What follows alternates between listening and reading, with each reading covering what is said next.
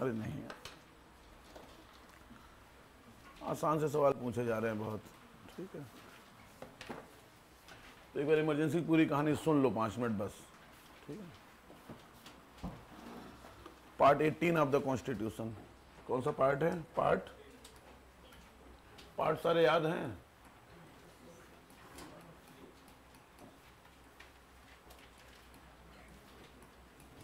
To 360 emergency provisions देख लेते हैं। ठीक है, सारे पार्ट याद है धर्मेंद्र? ठीक है, याद कर लो। एक सवाल तो पार्ट से, आर्टिकल से, शेड्यूल से। ठीक है, इनसे आपको आर्टिकल से 2 सवाल, 3 सवाल थे शायद पिछली बार। तो part 18 of the constitution under article 352 to 360 contains provision regarding the emergency. ठीक है, इसमें कोई डाउट नहीं। अब बहुत आसान है, सारी चीज़ों को एक बार समझ लो। ठीक है, तो बेसिकली 3 तरीके की इमरजेंसी की बात हुई है। नेशनल इमरजेंसी, हालांकि नेशनल शब्द यूज नहीं किया है इन्होंने, सब नेशनल नहीं लिखा है उन्होंने, इमरजेंसी लिखा है ऑन द ग्राउंड्स ऑफ। ठीक है, तो वो नेशनल इमरजेंसी अभी देख लेते हैं कौन से ग्राउंड्स हैं। दूसरा स्टेट इमरजेंसी, शब्द स्टेट इमरजेंसी भी यूज नहीं किया है। State emergency that is basically, इसी को हम कभी कभी प्रेसिडेंट रूल भी बोलते हैं, इसी को कॉन्स्टिट्यूशनल इमरजेंसी भी बोलते हैं, संवैधानिक आपातकाल, कॉन्स्टिट्यूशनल इमरजेंसी। ठीक है, and then finally financial emergency, वित्तीय आपातकाल। इनके आर्टिकल तो आपको पता ही होंगे। अंडर आर्टिकल 352, बड़ा आर्टिकल है 352। ठीक है, state emergency under article 356, under article 360। कहानी की तरह सुन लो पूरा। ठीक है, कितनी बार लगी अभी तक नेशनल इमरजेंसी मयंक? 3 बार लगी है। ठीक है, पहली बार कब लगी थी? 1962 से 68 तक शायद। 68 में श्रीमती गांधी ने रिवोक की। दूसरी लगी थी 1971 में, और 71 से वो लगी रही इमरजेंसी, लोग भूल गए इमरजेंसी लगी हुई है, उसे रिवोक किया 1978 में। तो जो तीसरी इमरजेंसी लगी थी 75 में, उसे भी रिवोक किया है 78 में। हाँ, तो 2 इमरजेंसी के प्रोक्लेमेशन एक साथ थे। 71 में जो प्रोक्लेमेशन था that was on the ground of external aggression. ठीक है, 61 में जो प्रोक्लेमेशन था that was on the ground of war, और जो 75 में प्रोक्लेमेशन था that was on the ground of internal disturbance. तो तीनों का ग्राउंड अलग अलग था। तो जो इमरजेंसी उन्होंने 71 में लगाई थी मिसेस गांधी ने, वो लगी रही, और फाइनली वो रिवोक होती है 78 में। ठीक है, अब नेशनल इमरजेंसी कहानी क्या है? नेशनल इमरजेंसी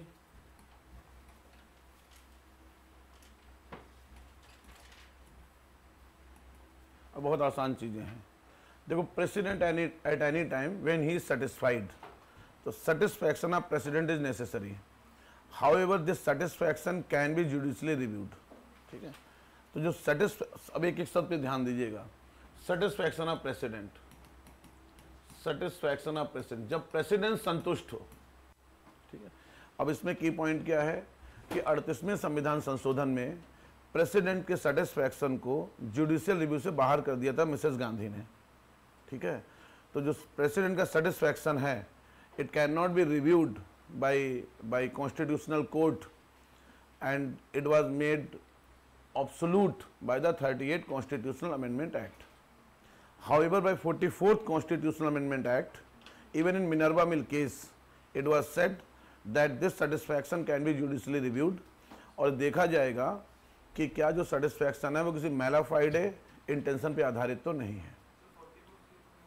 44 में इन्होंने इसको जुडिशियल रिव्यू के परव्यू में कर दिया, और मिनर्वा मिल केस में इसी चीज को सुप्रीम कोर्ट ने अफर्म किया कि it can be judicially reviewed. Clear है? तो जब राष्ट्रपति संतुष्ट हो, when president is satisfied, obviously president का मतलब है काउंसिल ऑफ मिनिस्टर्स, तो जब प्रेसिडेंट सेटिस्फाइड हो कि हमारे, अब ध्यान से समझो, 3 कंडीशन है। एक है इंटरनल डिस्टर्बेंस, वॉर और एक्सटर्नल एग्रेशन, एक्सटर्नल एग्रेशन, आंतरिक अशांति, युद्ध और बाह्य आक्रमण, ठीक है, या ऐसी परिस्थितियां हैं। तो एक तो actual occurrence of these situations, actual occurrence कि कहीं आंतरिक अशांति है, सरकार के खिलाफ विद्रोह है, दंगा भड़क रहा है, ठीक है, माओइज्म या जो भी नक्सलवाड़ी आंदोलन है बहुत तेजी से फैल रहा है, आंतरिक अशांति। The second one is war, किसी देश के साथ आपका युद्ध चल रहा है। और तीसरा एक्सटर्नल एग्रेशन, बाह्य आक्रमण है। However, it is specifically written in the Constitution that actual occurrence is not required. ठीक है, if there is possibility in near future of war, then president can also impose national emergency. इसका मतलब जरूरी नहीं है कि युद्ध हो ही रहा हो। अगर राष्ट्रपति को लग रहा है कि नियर फ्यूचर में युद्ध की संभावनाएं हैं, नियर फ्यूचर में बाह्य आक्रमण की संभावनाएं हैं, आंतरिक अशांति की संभावनाएं हैं, तो प्रेसिडेंट नेशनल इमरजेंसी इंपोज कर सकता है। However, in 44th Constitutional Amendment Act, this word was replaced with the word armed rebellion. तो आप सबको पता है इसका थोड़ा मिसयूज हो गया था, armed rebellion, armed rebellion, ठीक है। तो श्रीमती गांधी जी ने इमरजेंसी इंपोज की थी वो इंटरनल डिस्टर्बेंस के आधार पे की थी। इसका मिसयूज ना हो पाए क्योंकि इंटरनल डिस्टर्बेंस एक थोड़ा वेग टर्म है, ठीक है। तो जब उनका लाठी डंडे लेके आप सरकार के खिलाफ खड़े होगे, बंदूकें लेके सरकार के खिलाफ खड़े होगे, that is armed rebellion, and this word was basically amended, internal disturbance शब्द को अमेंड किया गया 44वें संविधान संशोधन से। और अब इमरजेंसी लगाई जा सकती है 3 आधारों पे, आर्म्ड रिवेलियन जिसको हम बोलते हैं इंटरनल इमरजेंसी, वॉर और एक्सटर्नल एग्रेशन जिसको हम बोलते हैं एक्सटर्नल इमरजेंसी। क्लियर है? तो 2 बातें होंगी कि इमरजेंसी का प्रोक्लेमेशन प्रेसिडेंट करेगा, उसका सेटिस्फैक्शन जरूरी है। However this satisfaction can B judicially reviewed. इस सेटिस्फैक्शन प्रेसिडेंट ने मैलाफाइड ग्राउंड्स पे तो नहीं किया है, गलत नियत से तो नहीं किया है, जो फैक्ट्स हैं वो सही है या नहीं है। जो फैक्ट्स प्रेसिडेंट ने प्रेजेंट किए हैं while during the proclamation of emergency, वो fact test of the time, जो समय है उसके साथ सही है या नहीं है। इस चीज को सुप्रीम कोर्ट रिव्यू अप कर सकता है। क्लियर है? इसमें कोई डाउट नहीं। अब प्रेसिडेंट ने इमरजेंसी प्रोक्लेम कर दी, अब this basically required parliamentary approval, parliamentary approval, ठीक है। इमिनेंट डेंजर का मतलब है, डेंजर का मतलब खतरा, इमिनेंट का मतलब जो बिल्कुल आने वाला है, इमिनेंट, इमिनेंट का मतलब जो आने वाला खतरा है।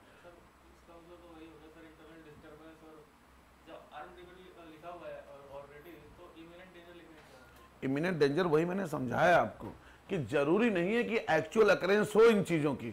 अगर प्रेसिडेंट को लग रहा है there is imminent danger of armed rebellion, there is imminent danger of war, there is imminent danger of external aggression, जैसे राष्ट्रपति को लगे कि अभी युद्ध नहीं चल रहा है पाकिस्तान के साथ, but within few months, within few days there is very high possibility of war with Pakistan. Imminent danger ये हुआ कि भाई आपको पता है कि एकदम से खतरा आने वाला है, आया नहीं है अभी, तो actual occurrence of these conditions are not required. ये जो परिस्थितियां हैं वास्तविकता में हो वो आवश्यक नहीं है। अगर इनकी संभावना भी है, देयर इज इमिनेंट डेंजर, ठीक है, कि बिल्कुल ये परिस्थितियां आने वाली, इसका अभी खतरनाक परिस्थितियां हैं स्टेट के लिए, तो डेंजरस सिचुएशंस हैं। इमिनेंट का मतलब निकट भविष्य में, नियर फ्यूचर में आने वाली हैं। Then also president can impose national emergency.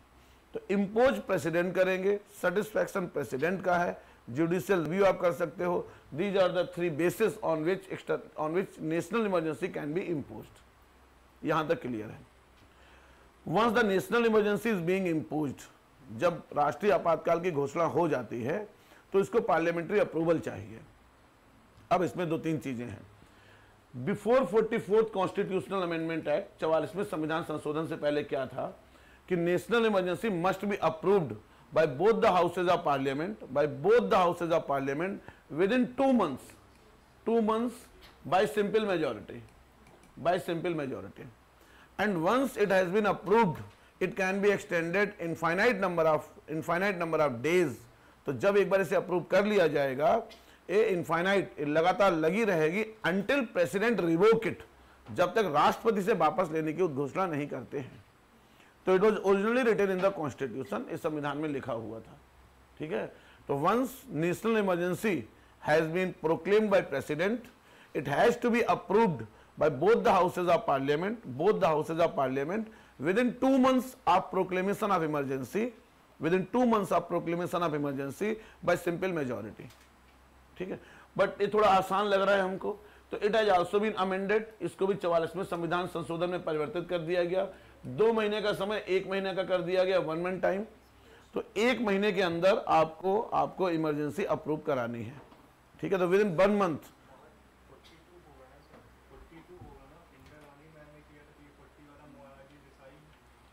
बकवास मत करो, 44वें संविधान संशोधन से मुश्किल किया गया इमरजेंसी को, ठीक है। इंदिरा गांधी ने तो इमरजेंसी कैसी तैसी कर दी थी और टफ कर दिया।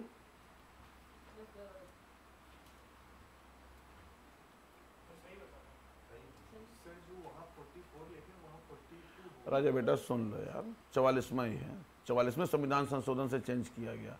इंदिरा गांधी थोड़ी मुश्किल करेंगे इमरजेंसी लगाने को, तो उन्होंने इमरजेंसी लगाई थी। उसके बाद 44वां संविधान संशोधन हुआ, उसमें प्रोविजंस थोड़े से हार्श कर दिए गए, कंडीशंस मुश्किल कर दी गई। तो ध्यान से सुनो, तो initially originally it was written in the constitution that after proclamation of emergency by the president, it has to be approved by both the houses of parliament within 2 months by the simple majority, and once it has been approved by legislature, ठीक है, it has to extend till infinite time. Clear है? तो एक बार अगर emergency approve हो जाएगी legislature से, तो वो असीमित समय के लिए लगी रहेगी। However this provision has also been amended, इस प्रोविजन को भी अमेंड किया गया और कहा गया अब अप्रूवल आपको 1 महीने में चाहिए, और जो पार्लियामेंट्री अप्रूवल है वो 2/3 प्रेजेंट एंड वोटिंग की मेजोरिटी से चाहिए। तो पहले जो सिंपल मेजोरिटी थी, अब 2/3 प्रेजेंट एंड वोटिंग की मेजोरिटी से चाहिए, आपको प्रेजेंट एंड वोटिंग का 2/3 बहुमत चाहिए। तो now it has become difficult, अब थोड़ा सा मुश्किल हो गया है इमरजेंसी का लेजिस्लेटिव अप्रूवल। क्लियर है? दूसरी चीज, पहले इनफाइनाइट टाइम तक इमरजेंसी लगी रहती थी, अब अगर जब पार्लियामेंट एक बार अप्रूव कर देगी, तो जो इमरजेंसी इन फोर्स जिस दिन से प्रेसिडेंट ने प्रोक्लेमेशन किया होगा उस दिन से 6 महीने तक इमरजेंसी लागू रहेगी, ठीक है। तो पहले इनफाइनाइट टाइम तक थी, अब जब प्रेसिडेंट जिस दिन से पार्लियामेंट का अप्रूवल है उस दिन से नहीं, जिस दिन से प्रोक्लेम की गई इमरजेंसी उस दिन से 6 महीने तक, 6 months तक emergency will be remain in force. जो प्रोक्लेमेशन ऑफ इमरजेंसी है, it will remain in force, and if parliament want to extend it, then in every 6 month parliament has to approve the emergency with the same majority. तो हर 6 महीने बाद, every 6 months आप क्या करोगे, आप emergency को अप्रूव करते जाओगे, and by this way it can be approved multiple number of times. तो कोई भी रोक नहीं है, आप इमरजेंसी 10 साल तक लगाओ, लेकिन जो पार्लियामेंट है वो पार्लियामेंट उसको कंटिन्यूसली क्या करती रहे, अप्रूव करती रहे हर 6 महीने तक। It is approval of the emergency. एक बार अप्रूव हो गई, फिर 6 महीने में आप अप्रूव कराइए, फिर 6 महीने में आप अप्रूव कराइए, फिर 6 महीने में आप अप्रूव कराइए। पहले ऐसा नहीं था, पहले आप 2 महीने के अंदर अंदर सिंपल मेजॉरिटी से अप्रूव करा लीजिए। वो इनफाइनाइट टाइम तक इमरजेंसी एक्सटेंड रह रही थी, जब तक प्रेसिडेंट उसे रिवोक नहीं कर रहा था, जब तक राष्ट्रपति उसे एक सेपरेट प्रोक्लेमेशन से वापस नहीं ले रहा था। क्लियर है? अब सपोज इमरजेंसी ऐसे टाइम पे लग रही है जब लोकसभा राज्यसभा सेशन में नहीं है, दोनों में अंतर समझिए। when Lok Sabha Rajya Sabha not in session, ठीक है, तो मैन क्या होगा, दोनों सेशन में नहीं है, थप्पड़ पड़ेगा बहुत तेज। राज्यसभा हमेशा सेशन में रहती है, परमानेंट रहती है। सेशन में रहना अलग चीज है, परमानेंट। ये बात अभी तक पॉलिटी में समझ नहीं आ रही क्या? सेशन में राज्यसभा की समनिंग नहीं होती है, राज्यसभा प्रोरॉग नहीं होती है, फिर सेशन में रहना अलग चीज है, परमानेंट हाउस अलग चीज है। मैं कह कुछ और रहा हूं, तुम कॉन्स्टिट्यूशन की बात कर रहे हो। मैं कहां कह रहा हूं कि लोकसभा डिसॉल्व है? तुम लोगों को बेसिक पार्लियामेंट्री टर्म्स अभी तक समझ में नहीं आए हैं। आई एम जस्ट सेइंग कि suppose both the houses of parliament are not in session, dissolve नहीं, सेशन में नहीं है, तो अब क्या होगा? तो सुनो, प्रेसिडेंट 1 महीने के अंदर अंदर सेशन बुलाएगा और इमरजेंसी को अप्रूव कराएगा। अगर सेशन में नहीं है तो, ठीक है, अगर सेशन में नहीं है, ध्यान से सुनो इस चीज में कंफ्यूजन होता है कभी कभी, क्यों आप लोग पढ़ते हो कि नया रिकॉन्स्टिट्यूट होगा उसके 1 महीने बाद, ठीक है। तो अगर लोकसभा या राज्यसभा सेशन में नहीं है, सत्र में नहीं है, मैं डिसॉल्व की बात नहीं कर रहा हूं, if houses are not in session then president will summon both the houses and parliament approve the emergency within 1 month of date of proclamation of emergency by the president। Clear है? तो अगर सत्र में नहीं है, सत्र में नहीं है, क्लियर है, सत्र में नहीं है, अगर सत्र में नहीं है तो राष्ट्रपति सत्र बुलाएगा और बुला के 1 महीने के भीतर भीतर इमरजेंसी को अप्रूव कराएगा। एक तो सिचुएशन ये है। दूसरी सिचुएशन, सेकेंड सिचुएशन, कि suppose Lok Sabha has been dissolved, Lok Sabha dissolve है, ठीक है, और जो इंटरिम गवर्नमेंट है उन्होंने इमरजेंसी लगा दी, या during the time of 1 month when the approval of emergency is pending, ठीक है, during the one month when the approval of emergency is pending Lok Sabha has been dissolved. तो दो चीजें हो सकती हैं कि जब इमरजेंसी का प्रोक्लेमेशन हुआ, when the emergency was proclaimed by president, the Lok Sabha was already dissolved, Lok Sabha dissolve थी। तो सेशन अलग चीज है, डिसॉल्व अलग चीज है, लोकसभा डिसॉल्व थी, ठीक है। या दूसरी कंडीशन कि when the approval of emergency by the parliament was pending, Lok Sabha has been dissolved, कि जब जब संसद की अनुमति अप्रूवल लंबित था, अब 1 महीने का समय है, लंबित है, 10 दिन बाद लोकसभा डिसॉल्व हो गई, तो अब क्या होगा? अब इसके बाद जब नई लोकसभा, जो आप कह रहे थे, जब नई लोकसभा रिकॉन्स्टिट्यूट होके आएगी, इसकी पहली सिटिंग से 1 महीने के अंदर अंदर, तो नई लोकसभा रिकॉन्स्टिट्यूट होके आएगी इसकी पहली सिटिंग से, ठीक है, with in 1 month Lok Sabha must have approved it, Lok Sabha को इसको पास करना होगा। अब कॉन्स्टिट्यूशन में ये नहीं लिखा है राज्यसभा का पास करेगी, सिर्फ इतना लिखा है इन द मीन टाइम। अब वो मीन टाइम ये क्लियर नहीं है कि क्या जो इनिशियल 1 month दिया था उसी 1 month के अंदर राज्यसभा अप्रूव करेगी, ऐसा नहीं लिखा है, लिखा है इन द मीन टाइम, इस बीच। तो जब लोकसभा पारित करे उससे पहले राज्यसभा उसे पारित कर दे। क्लियर है? तो provision should be very clear कि इफ बोथ द हाउसेज या any of the house is not in session then president will summon the house, ठीक है, and emergency must be accepted, must be approved by both the houses within 1 month। तो अगर session में नहीं है तो कोई भी विंडो नहीं मिली हुई है कि आप 6 महीने बाद सेशन बुलाओगे और उसके बाद आप इमरजेंसी को अप्रूव कराओगे, तो कोई विंडो नहीं है। अगर सेशन में नहीं है तो आप बुलाओगे सेशन और अप्रूव कराओगे, लेकिन अगर लोकसभा डिसॉल्व है या ड्यूरिंग 1 month लोकसभा डिसॉल्व हो जा रही है तो आपको विंडो मिली है कि जब नई लोकसभा रिकॉन्स्टिट्यूट होके आएगी, जब नई लोकसभा रिकॉन्स्टिट्यूट होके आएगी तो उसकी पहली मीटिंग के 1 महीने के अंदर अंदर आप लोकसभा से अप्रूव कराओगे, और इन द मीन टाइम, इस बीच Rajya Sabha must have approved it, Rajya Sabha ने इसे अप्रूव किया होना चाहिए।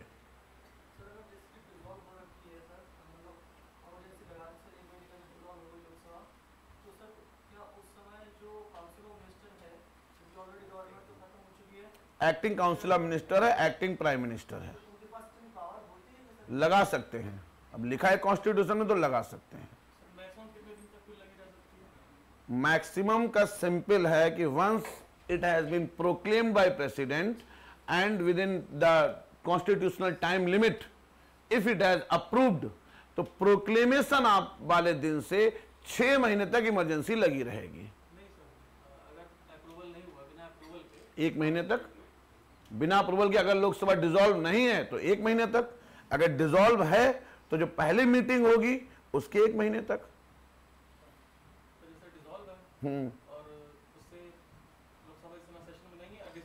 देखो दो बातें अलग अलग हैं, पहले क्लियर करो क्या पूछ रहे हो। सेशन में नहीं है, डिसॉल्व है, डिसॉल्व है, ठीक है, फिर वही बात है, आप दोनों में अंतर नहीं समझ रहे हो। सेशन में नहीं है तो 1 महीने के अंदर बुलाना पड़ेगा। अगर डिसॉल्व है तो नए इलेक्शन होंगे, इलेक्शन होने के बाद नई लोकसभा रिकॉन्स्टिट्यूट होगी, नई लोकसभा रिकॉन्स्टिट्यूट होगी, उसकी पहली मीटिंग होगी, पहली मीटिंग से 1 महीने का समय देखा जाएगा। एक एक लोग हाँ वो लिखा, सिर्फ इतना लिखा है इन द मीन टाइम, वही मैं एक्सप्लेन कर रहा हूं कि जब अगर डिसॉल्व है या 1 महीने के भीतर डिसॉल्व हो जाती है, ठीक है, तो Rajya Sabha in the mean time उसे अप्रूव कर दे। मीन टाइम का मतलब है कि मान लो आज इमरजेंसी लगाएगी, लोकसभा डिसॉल्व है, ठीक है, 3 महीने बाद इलेक्शन हुए, उसके 1 महीने बाद रिजल्ट आया, 4 महीने हो गए, पहली लोकसभा की बैठक हुई 4 महीने बाद, तो 4 महीना प्लस 1 महीना, 5 महीना इमरजेंसी लगी रहेगी। सेशन में नहीं है तो बिल्कुल क्लियर है, उसमें कोई डाउट नहीं है।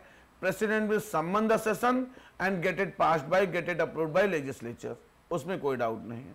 तो सम्मन में कोई डाउट नहीं होना चाहिए। बोलो, पढ़ो।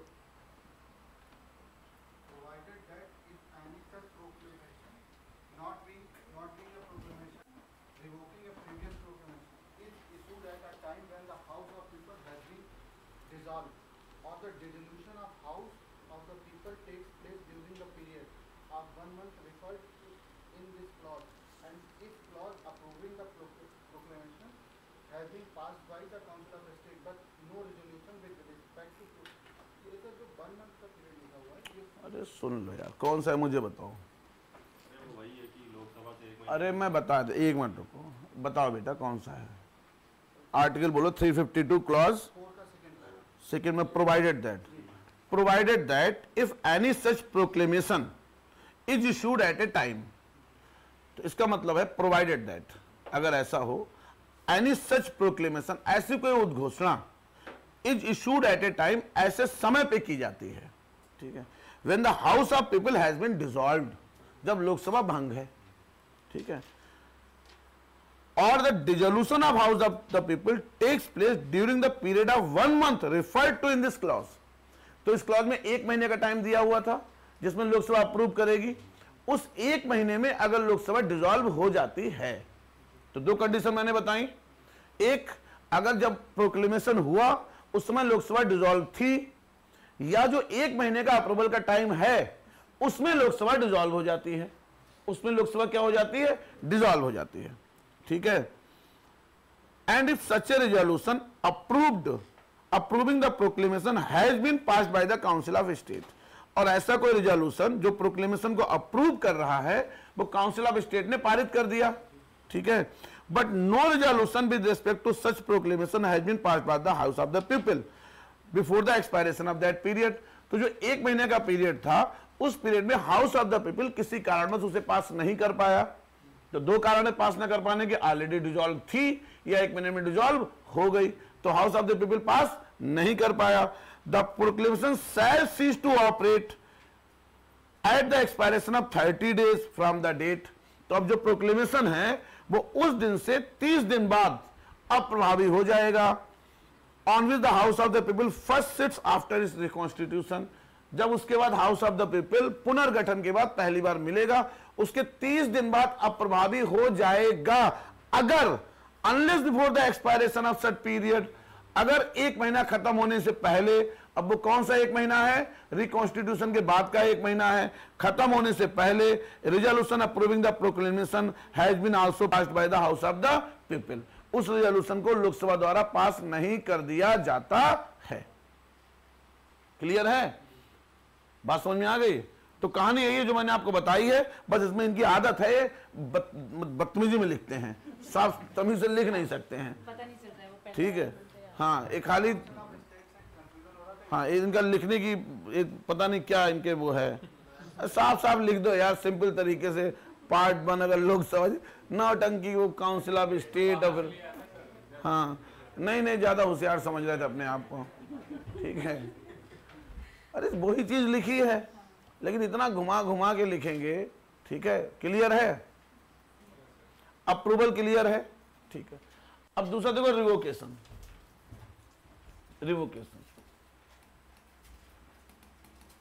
Of emergency.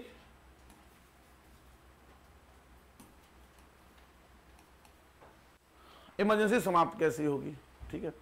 तो any proclamation for the revocation of emergency can be issued by president at any time, ठीक है। तो राष्ट्रपति कभी भी, राष्ट्रपति एट एनी टाइम, राष्ट्रपति प्रेसिडेंट किसी भी समय इमरजेंसी रिवोक कर सकता है, और यही ओरिजिनल कॉन्स्टिट्यूशन में था।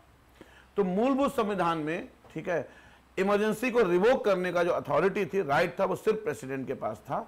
सिर्फ प्रेसिडेंट इमरजेंसी को रिवोक कर सकता था, दूसरा कोई तरीका नहीं था इमरजेंसी को रिवोक करने का।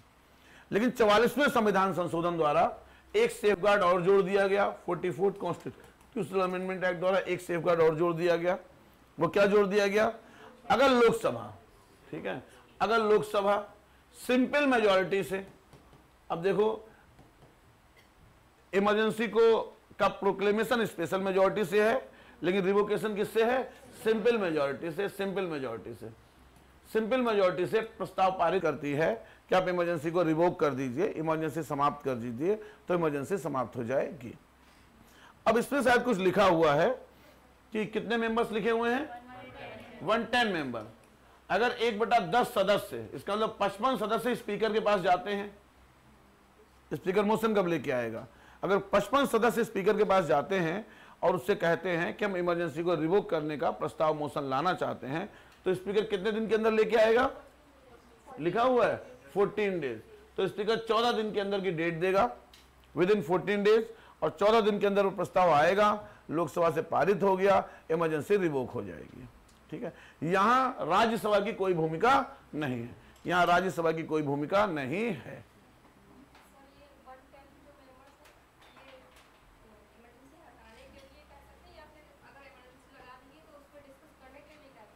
नहीं, लगा दी गई तो वो तो डिस्कस होगी जब 2/3 मेजोरिटी से पास होगा।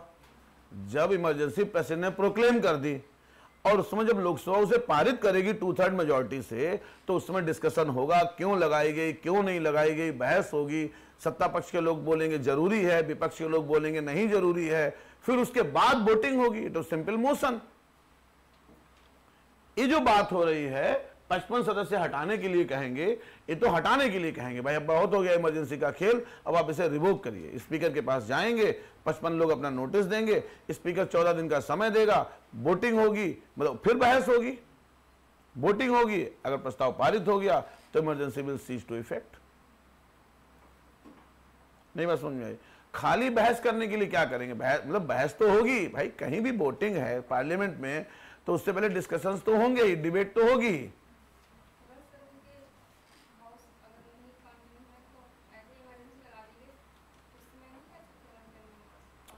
जब हाउस कंटिन्यू, कोई शब्द नहीं है, बोलो सेशन में नहीं है, डिसॉल्व है।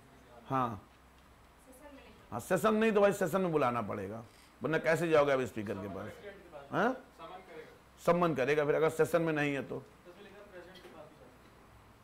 हाँ, प्रेसिडेंट के पास जा सकते होंगे। हाँ, ये हो सकता है, लिखा है तो वो जा सकते हैं। एक बार एग्जैक्ट आर्टिकल देख लेंगे हम लोग। ये कंफ्यूजन है कि मान लो उस समय हाउस सेशन में नहीं है, ठीक है, उस समय हाउस सेशन में नहीं है और उस समय 14 दिन के अंदर बुलाना पड़ेगा।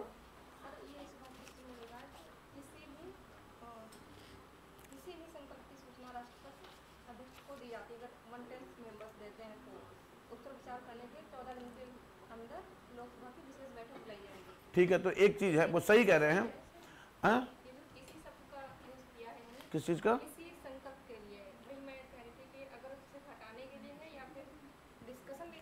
तो डिस्कस करके क्या करेंगे? क्या डिस्कस करेंगे उसमें? तो पहले हो गई कि हाँ इमरजेंसी अच्छी चल रही है, खराब चल रही है, ठीक है। 1/10 सदस्य अगर मान लो हाउस सेशन में नहीं है तो 1/10 सदस्य जाएंगे प्रेसिडेंट के पास। हाउस सेशन में है तो 1/10 सदस्य जाएंगे स्पीकर के पास। प्रेसिडेंट हाउस सम्मन करेगा, सम्मन करके स्पीकर से कहेगा भाई 14 दिन में आप मीटिंग बुलाओ। मीटिंग बुलाओ, बहस होगी, वोटिंग होगी, हट जाएगा। ठीक है, तो हटाने के दो तरीके हैं and this was added by 44th constitutional amendment act. इस सेफगार्ड पहले अवेलेबल नहीं था। तो अब हटाने के दो तरीके हैं। प्रेसिडेंट जब सेटिस्फाई है, प्रेसिडेंट जब चाहे तब इमरजेंसी हटा सकता है, और दूसरा क्या है भाई, जब सेशन में है तो ठीक है भाई, लोकसभा करेगी। क्या चीज बेटा? कल बताया था, सेशन के अंदर सिटिंग होती हैं। एक सेशन है 20 दिन का उसके अंदर बैठक हो रही, आज बैठक हो रही, कल बैठक हो रही, फिर 2 दिन एडजर्न हो गया, फिर बैठक हो रही है, फिर बैठक हो रही है। ठीक है, तो सेशन तो सत्र हो गया, 1 महीने का सत्र है, उसके अंदर कई बैठकें हैं। ठीक है, क्लियर है? तो ये बोल where notice in writing signed by not less than 1/10 of the total number of members of the House of the People has been given of their intention to move a resolution for disapproving.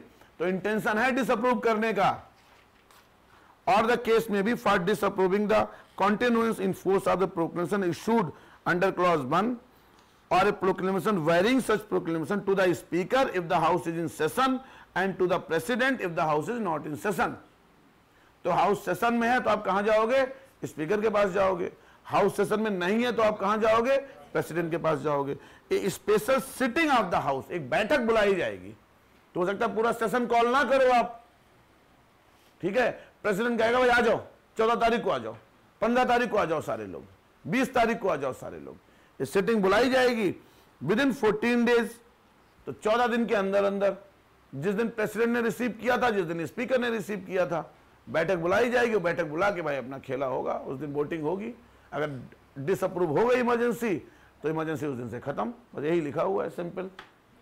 ठीक है, तो emergency का proclamation clear है, emergency लगाई कैसे जाएगी clear है, emergency हटाई कैसे जाएगी क्लियर है। ठीक है, अब एक चीज देखो, अगर पहले एक बार थोड़ा, जैसे नेशनल इमरजेंसी है और स्टेट इमरजेंसी है, ठीक है, देखो एक बार। अब इसमें मैं 2-3 चीजें देखने, सेंटर स्टेट रिलेशंस है और बहुत आसान है, ध्यान से समझ लो। सेंटर स्टेट रिलेशंस, ठीक है। आकाश, नेशनल इमरजेंसी के टाइम पे, ऐसे जनरल पूछ रहा हूं ताकि तुम्हें याद हो जाए, घबराओ मत। नेशनल इमरजेंसी के टाइम पे पार्लियामेंट तो रहती है, रहती नहीं रहती है, काउंसिल ऑफ मिनिस्टर्स रहते हैं। स्टेट लेजिस्लेचर की क्या पोजीशन है? सस्पेंड है, डिसॉल्व है या वर्किंग है? बोलना नहीं कोई भी। स्टेट, जैसे मान लो यूपी में अच्छा एक चीज और बता दो, ध्यान से सुन लो। 38वें संविधान संशोधन से पहले क्या था, ध्यान से सुनो। 38वें संविधान संशोधन से पहले क्या था कि अगर नेशनल इमरजेंसी का प्रोक्लेमेशन होगा तो it will be through out the territory of India, पूरे भारत की राज्य सीमा में होगा। ठीक है, बट 38वें संविधान संशोधन में कह दिया गया कि अब भारत के किसी पार्ट में, हो सकता है यूपी में, हो सकता है सिर्फ लखनऊ में, हो सकता है लखनऊ और कोयम्बटूर में, हो सकता है कानपुर और बरेली में, ठीक है, हो सकता है पंजाब और ईस्टर्न इंडिया, जो भी नॉर्थ ईस्ट इंडिया है। तो अब नेशनल इमरजेंसी प्रेसिडेंट किसी एक भाग में भी लगा सकता है, अलग अलग जगह लगा सकता है, अलग अलग जगह अलग अलग आधार पे प्रोक्लेम कर सकता है। हो सकता है नेशनल इमरजेंसी लगी हो यूपी में इंटरनल डिस्टर्बेंस पे और नॉर्थ ईस्ट इंडिया में लगी हो एक्सटर्नल एग्रेशन पे। पहले ऐसा नहीं था, पहले नेशनल इमरजेंसी अगर लगती थी तो it will operate through out the territory of India. तो 38वें संविधान संशोधन में श्रीमती गांधी ने कर दिया कि अब अलग अलग साइमल्टेनियसली प्रोक्लेमेशन किए जा सकते हैं। अगर एक प्रोक्लेमेशन फोर्स में है तो दूसरा प्रोक्लेमेशन किया जा सकता है। अब मैं ऐसे पूछ रहा हूं, जब national emergency is an operative in any part of India, ठीक है, जैसे मान लो यूपी में नेशनल इमरजेंसी लगी हुई है, तो यूपी की लेजिस्लेचर का क्या रोल होगा? सस्पेंड क्या होगी? डिसॉल्व, डिसॉल्व मतलब काम करेगी। बिल्कुल सही बात है। अब देखो यही ध्यान रखना है आपको, ठीक है। देखो नेशनल इमरजेंसी में कुछ चेंज नहीं होगा, एक्चुअली कुछ चेंज होता ही नहीं है, ठीक है, ध्यान से समझो, ठीक है। जैसे स्टेट काम कर रहा है स्टेट काम करता रहेगा, पार्लियामेंट अपना काम करती रहेगी, थोड़े रिलेशन चेंज हो गए हम देख लेते हैं। लेकिन स्टेट इमरजेंसी में जो स्टेट काउंसिल ऑफ मिनिस्टर है वो डिसॉल्व हो जाता है, कोई मुख्यमंत्री नहीं होगा, और जो स्टेट लेजिस्लेचर है वो आइदर सस्पेंड होगा या डिसॉल्व होगा। स्टेट लेजिस्लेचर, तो अगर उत्तर प्रदेश में राष्ट्रपति शासन लगा हुआ है तो मंत्रिमंडल नहीं है, ठीक है। जो स्टेट लेजिस्लेचर है, उत्तर प्रदेश की विधानसभा है, वो या तो निलंबित है या भंग है, तो उसे हम देख लेंगे। यहां ऐसा कुछ नहीं है, ठीक है, यहां ऐसा कुछ नहीं है। तो अब होगा क्या? लेकिन अगर हम सेंट्रल स्टेट रिलेशन की बात करें, 3 टर्म में देख सकते हैं, एग्जीक्यूटिव रिलेशंस, लेजिस्लेटिव रिलेशंस और फाइनेंशियल रिलेशंस, ठीक है। अब ऊपर देखो, ध्यान समझो। देखो देखो ऑब्वियसली हमारे यहाँ थोड़ा सा सेंटर स्ट्रांग है, ठीक है, तो there are few provisions of the constitution, ठीक है, in normal times when centre can give executive directions to the state. जब केंद्र वैसे देखो हमारे यहाँ तो फेडरेशन है, ठीक है, जो यूनियन लिस्ट के सब्जेक्ट्स हैं जिन पर लेजिस्लेटिव अथॉरिटी यूनियन गवर्नमेंट के पास है, उनकी एग्जीक्यूटिव अथॉरिटी भी यूनियन एग्जीक्यूटिव के पास है। जो स्टेट लिस्ट के सब्जेक्ट हैं, राज्य सूची के विषय हैं, जिन पर कानून बनाने की शक्ति राज्य विधानसभा के पास है, उनकी एग्जीक्यूटिव पावर स्टेट एग्जीक्यूटिव के पास है। But in few conditions in certain by the certain provisions of the constitution centre can give some executive directions to the state. ठीक है, सेंटर राज्य को कुछ, किसमें लिखा है 256, अरे 249 नहीं, मैं तुम लेजिस्लेटिव रिलेशन की बात करो, मैं एग्जीक्यूटिव रिलेशन की बात करूं। 256 देखो एक बार, मैं एग्जीक्यूटिव डायरेक्शंस की बात कर रहा हूं।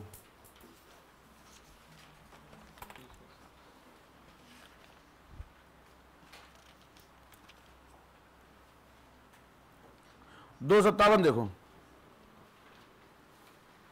257। अब 257 क्या करें, इसे हम आज देखेंगे। 257 बेटा इसमें देखा करो, ठीक है, उसमें देख रहे हो। 257 क्या है, the executive power of every state shall be so exercised as not to impede और prejudice the exercise of executive power of the union. ठीक है, कह रहा है कि राज्य अपनी कार्यपालिका शक्ति का प्रयोग इस प्रकार करेगा कि केंद्र की कार्यपालिका शक्ति बाधित ना हो।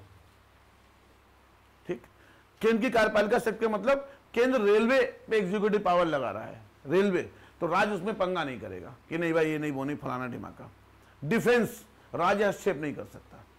तो अब भाई केंद्र की कोई अलग टेरिटरी थोड़ी है, तो राज्य ही, तो राज्यों में ही तो केंद्र अपनी कार्यपालिका शक्ति का प्रयोग करेगा। तो केंद्र अपनी कार्यपालिका शक्ति का प्रयोग इस प्रकार करेगा, वो राज्य अपनी कार्यपालिका शक्ति का प्रयोग इस प्रकार करेगा कि केंद्र की जो कार्यपालिका शक्ति का प्रयोग है उसमें कोई बाधा ना हो, कोई इंपीडमेंट ना हो। और इसके लिए केंद्र राज्य को डायरेक्शन भी दे सकता है। केंद्र राज्य क्या कर सकता है, डायरेक्शन भी दे सकता है। जैसे केंद्र कहेगा कि भाई जैसे लैंड है, अब लैंड स्टेट सब्जेक्ट है, अब केंद्र चाहता है कि हमें एक रेलवे की कोच फैक्ट्री लगानी है, केंद्र राज्य से कहेगा जमीन दे दो, राज्य बोलेगा तुम्हारी ऐसी जमीन हमारी नहीं देंगे, सेंटर डायरेक्शन देगा जमीन दो। क्यों? क्योंकि हमें अपनी कार्यपालिका शक्ति का क्या करना है, प्रयोग करना है। ये बात क्लियर है। डिफेंस के लिए अगर लैंड मांग रहा है, ये याद करो जब कांग्रेस की सरकार थी तो रायबरेली में एक कोच फैक्ट्री लगने वाली थी, ठीक है, तो उस समय गवर्नमेंट थी, इन्होंने कहा नहीं लगाने देंगे और जमीन नहीं देंगे, कब प्रेसिडेंट रूल लगाएंगे 10 मिनट में, अगले दिन अलॉटमेंट कर दिया जमीन का। ठीक है, तो केंद्र अपनी कार्यपालिका शक्ति का, राज्य अपनी कार्यपालिका शक्ति का प्रयोग इस प्रकार करेगा जिससे केंद्र की कार्यपालिका शक्ति बाधित ना हो। यह बात क्लियर है। और बाधित ना हो इसलिए केंद्र राज्य को डायरेक्शंस भी दे सकता है, जनरल डायरेक्शन दे सकता है।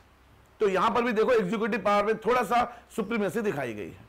आगे देखो, ये तो जनरल प्रोविजन है, कुछ स्पेसिफिक प्रोविजन है।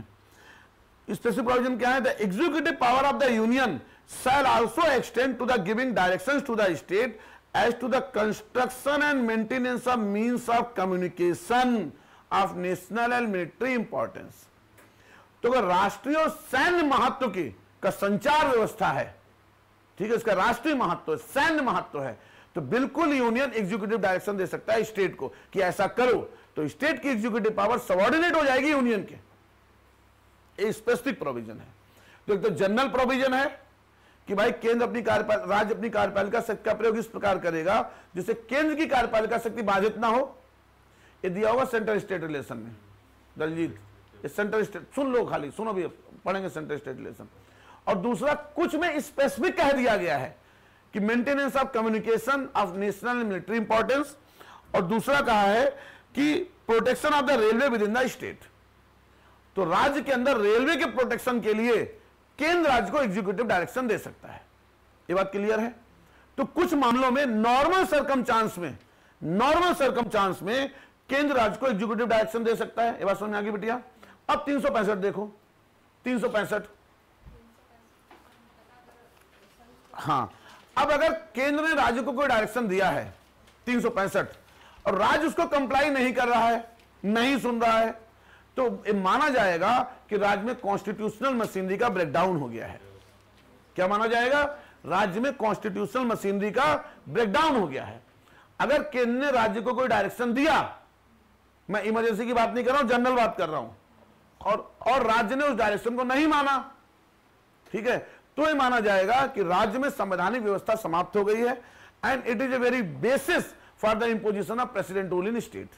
और इस आधार पे राज्य में क्या लगाया जा सकता है? राष्ट्रपति शासन लगाया जा सकता है। लेकिन ये तो नॉर्मल सिचुएशन है।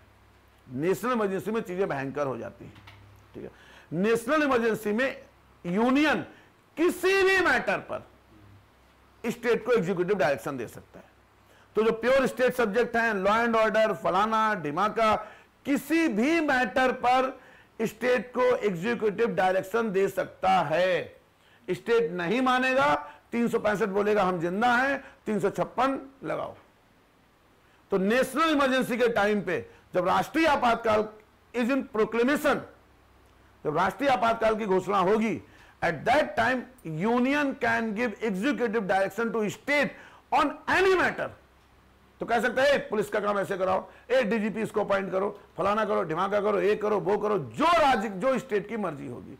और एग्जीक्यूटिव जो हैं वो क्लियर सबऑर्डिनेट बन जाते हैं यूनियन के। इस समय गवर्नर सबऑर्डिनेट बन जाता है प्रेसिडेंट का, अगर नेशनल इमरजेंसी ऑपरेशन में है। अदरवाइज बताया था गवर्नर सबऑर्डिनेट ऑफिसर नहीं है। इस समय गवर्नर सबऑर्डिनेट बन जाता है प्रेसिडेंट का। जो प्रेसिडेंट कहेगा वही एग्जीक्यूटिव एक्शंस होंगे।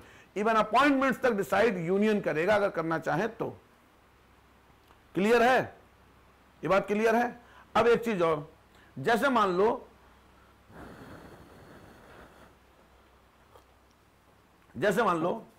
अब ये भी पता नहीं क्यों किया है बेवकूफी, लेकिन है। जैसे इमरजेंसी लगी यूपी में, तो मजेदार बात यह है कि सिर्फ union of India and government of Uttar Pradesh के रिलेशन ही चेंज नहीं होंगे, ठीक है, वो किसी भी राज्य को ऐसे डायरेक्शन दे सकता है। इसका मतलब है कि इमरजेंसी बंगाल में नहीं लगी हुई है, but this constitutional arrangement is similar in case of union of India and government of west Bengal. Bengal को भी डायरेक्शन दे सकता है, एग्जीक्यूटिव डायरेक्शन, त्रिपुरा को दे सकता है, मणिपुर को दे सकता है, केरल को दे सकता है, पंजाब को दे सकता है। ये कलाकारी है। अगर इमरजेंसी का प्रोक्लेमेशन सिर्फ लखनऊ के अलीगंज में है कि भाई सिर्फ अलीगंज एरिया में नेशनल इमरजेंसी लगी हुई है, इवन फिर भी वो किसी भी राज्य को एग्जीक्यूटिव डायरेक्शन दे सकता है, ठीक है। तो इमरजेंसी कहीं भी लगी हुई हो, चाहे पूरे भारत में लगी हुई हो या खाली अलीगंज में लगी हुई हो, ठीक है, ये जो एडमिनिस्ट्रेटिव एग्जीक्यूटिव रिलेशंस हैं दे विल बी सिमिलर। वो क्या होंगे? सिमिलर होंगे। आप बंगाल को भी सेम एग्जीक्यूटिव डायरेक्शन दे सकते हो। अगर गवर्नमेंट ऑफ बंगाल नहीं मानेगी 365 और 365 से जुड़ा हुआ 356। क्लियर है? ठीक। Legislative relation. अब लेजिस्लेटिव रिलेशन में देखो, यूनियन लिस्ट पे यूनियन लॉ बनाता है, स्टेट लिस्ट पे स्टेट लॉ बनाता है, कॉन्करेंट लिस्ट पे दोनों बना सकते हैं, और जनरल हमें पता है कॉन्करेंट लिस्ट पे यूनियन लॉ प्रिवेल करता है अगर वो प्रेसिडेंट के कंसिडरेशन के लिए नहीं रखा गया था। ये बात क्लियर है? अभी तक क्या बोला मैंने, रिपीट करो जरा।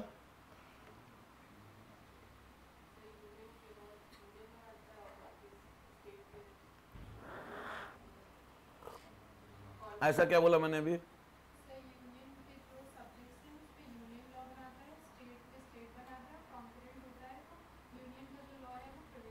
एक लाइन और बोली थी आगे, क्या बोली थी मयंक? इसका क्या मतलब है? सुन लो इधर। देखो अभी आगे हम पढ़ेंगे। जैसे कॉन्करेंट लिस्ट पे कोई लॉ बनाया गया है, ठीक है, तो दोनों लॉ बना सकते हैं, यूनियन और स्टेट। कौन सा लॉ प्रिवेल करता है? Union law. बस एक परिस्थिति ऐसी जब स्टेट लॉ प्रिवेल करता है, अगर वो स्टेट लॉ गवर्नर ने प्रेसिडेंट के रिकंसिडरेशन के लिए भेजा हो और प्रेसिडेंट ने उसे असेंट दी हो, तो इस परिस्थिति में स्टेट लॉ प्रिवेल करेगा अंटिल पार्लियामेंट एक नया लॉ बनाकर यूनियन लॉ को प्रिवेल ना करे। समझ गए मैं क्या कह रहा हूं? तो कॉन्करेंट लिस्ट पर जनरल यूनियन लॉ प्रिवेल करता है, ठीक है, लेकिन अगर स्टेट लॉ ऐसा है जिसे गवर्नर ने प्रेसिडेंट के रिकंसिडरेशन के लिए भेजा हुआ था और उसे प्रेसिडेंट ने असेंट दी है, तो स्टेट लॉ प्रिवेल करेगा। इससे बचाव का एक ही रास्ता है कि पार्लियामेंट एक नया लॉ बनाए और उसमें कहे कि भाई यूनियन लॉ प्रिवेल करेगा।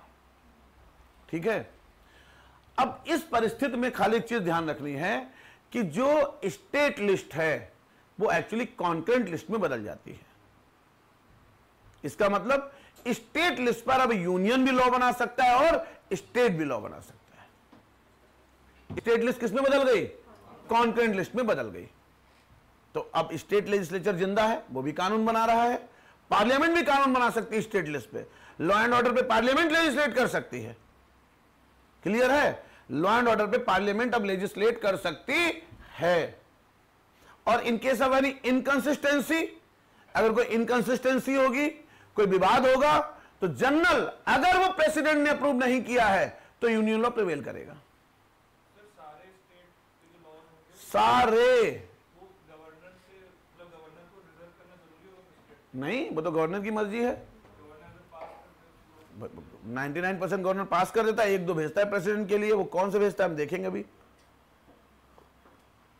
कुछ भेजता है प्रेसिडेंट के लिए जो इंटर स्टेट ट्रेड से संबंधित हो, जिसमें लग रहा हो डीपीएसपी का गड़बड़ है, कुछ चीजें अभी देख लेंगे हम। ये बात समझ में आई? ठीक है, अब मान लो, पहले बात समझ में आई मैंने क्या कहा? ठीक है, क्या क्या निवेदना?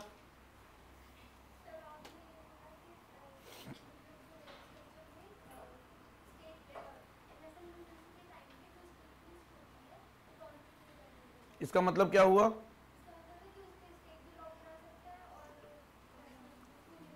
और कोई इनकंसिस्टेंसी है तो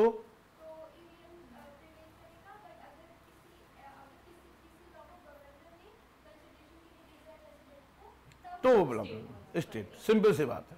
ठीक है, क्लियर होना चाहिए।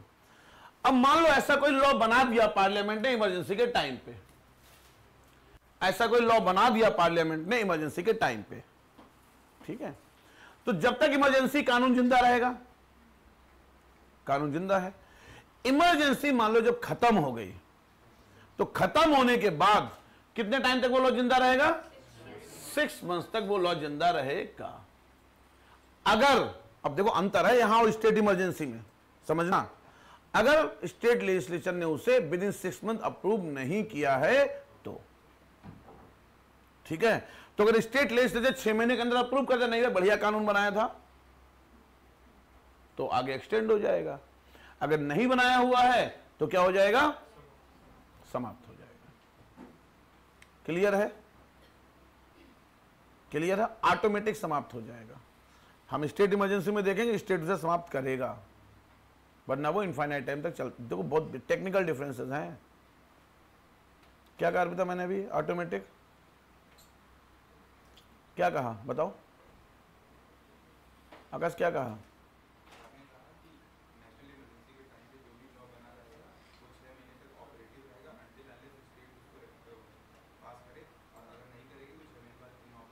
ठीक है, अगर पार्लियामेंट ने कोई कानून बनाया है तो स्टेट इमरजेंसी के बाद वो लागू रहेगा जब तक स्टेट लेजिस्लेचर उसे रिपील नहीं करती है। दोनों में बेसिक अंतर है। यहां समाप्त हो जाएगा 6 महीने बाद। अगर लागू रखना है तो स्टेट लेजिस्लेचर उसे अप्रूव करेगा। अगर वही स्टेट इमरजेंसी के टाइम में पार्लियामेंट ने कोई लॉ बनाया हुआ है तो वो लागू रहेगा, कंटिन्यू रहेगा, रिमेन इन फोर्स। अगर खत्म करना है स्टेट लेजिस्लेचर को तो वो उसे क्या करेगा? डिसअप्रूव करेगा। क्लियर है? चलो अब बात करते हैं फाइनेंशियल रिलेशन की। ये सब पढ़ लेना एक बार। फाइनेंशियल रिलेशन देखो, अब जो फाइनेंशियल मतलब अब इस समय तो समझ लो कि जो यूनियन है वो किसी भी फाइनेंशियल मैटर पे स्टेट को डायरेक्शन दे सकता है। मनी विल कंजर्व करो, बजट में इतना पैसा यहां नहीं खर्च करोगे, फलाना। नेशनल इमरजेंसी सबसे ताकतवर कर देती है यूनियन को। ठीक है, यहां पैसा नहीं खर्च करोगे, पहला। दूसरा, जो भी रेवेन्यू शेयर है यूनियन एंड स्टेट का, कि फाइनेंस कमीशन ने कहा 34% पैसा स्टेट को देना है। ठीक है, स्टेट क्या कहना, नहीं राज्य यूनियन क्या 20% देंगे। जो भी कॉन्स्टिट्यूशनल ओब्लिगेशन है यूनियन के, यूनियन हो सकता है ना दे, हम गारंटी रेट नहीं देंगे। तो फाइनेंशियल मैटर में भी यूनियन पावरफुल हो गया। ठीक है, तो एक तो आप फाइनेंशियल डायरेक्शन दे सकते हो, ठीक है, जो फाइनेंशियल इमरजेंसी में आप करते हो ना, खाली सैलरी कम करने वाला, उसे छोड़ के आप सारा यहां कर सकते हो, यहां सैलरी वगैरह कम नहीं करते हो आप। ठीक है, तो एक तो आप डायरेक्शन दे सकते हो स्टेट को, फाइनेंशियल डायरेक्शन, गवर्नर से कहोगे जितने मनी बिल है पहले मेरे पास भेजो, ठीक है, फाइनेंस बिल मेरे पास भेजो, मैं एक्सेप्ट करूंगा, इस योजना को बंद करो, ज्यादा पैसा खर्च हो रहा है इसमें, बंद करो भाई इसको। अब बात समझ रहे हो? अगर फाइनेंस कमीशन ने कहा है कि स्टेट को 33% एलोकेशन है, नहीं 20% पैसा देंगे, पैसा नहीं भाई, पैसा खर्च हो रहा है वहां युद्ध में।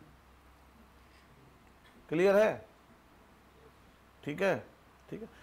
अब इसमें एक खास चीज है कि जो फाइनेंशियल अरेंजमेंट होगा वो जिस फाइनेंशियल ईयर में इमरजेंसी समाप्त होगी उस पूरे फाइनेंशियल ईयर तक लागू रहेगा।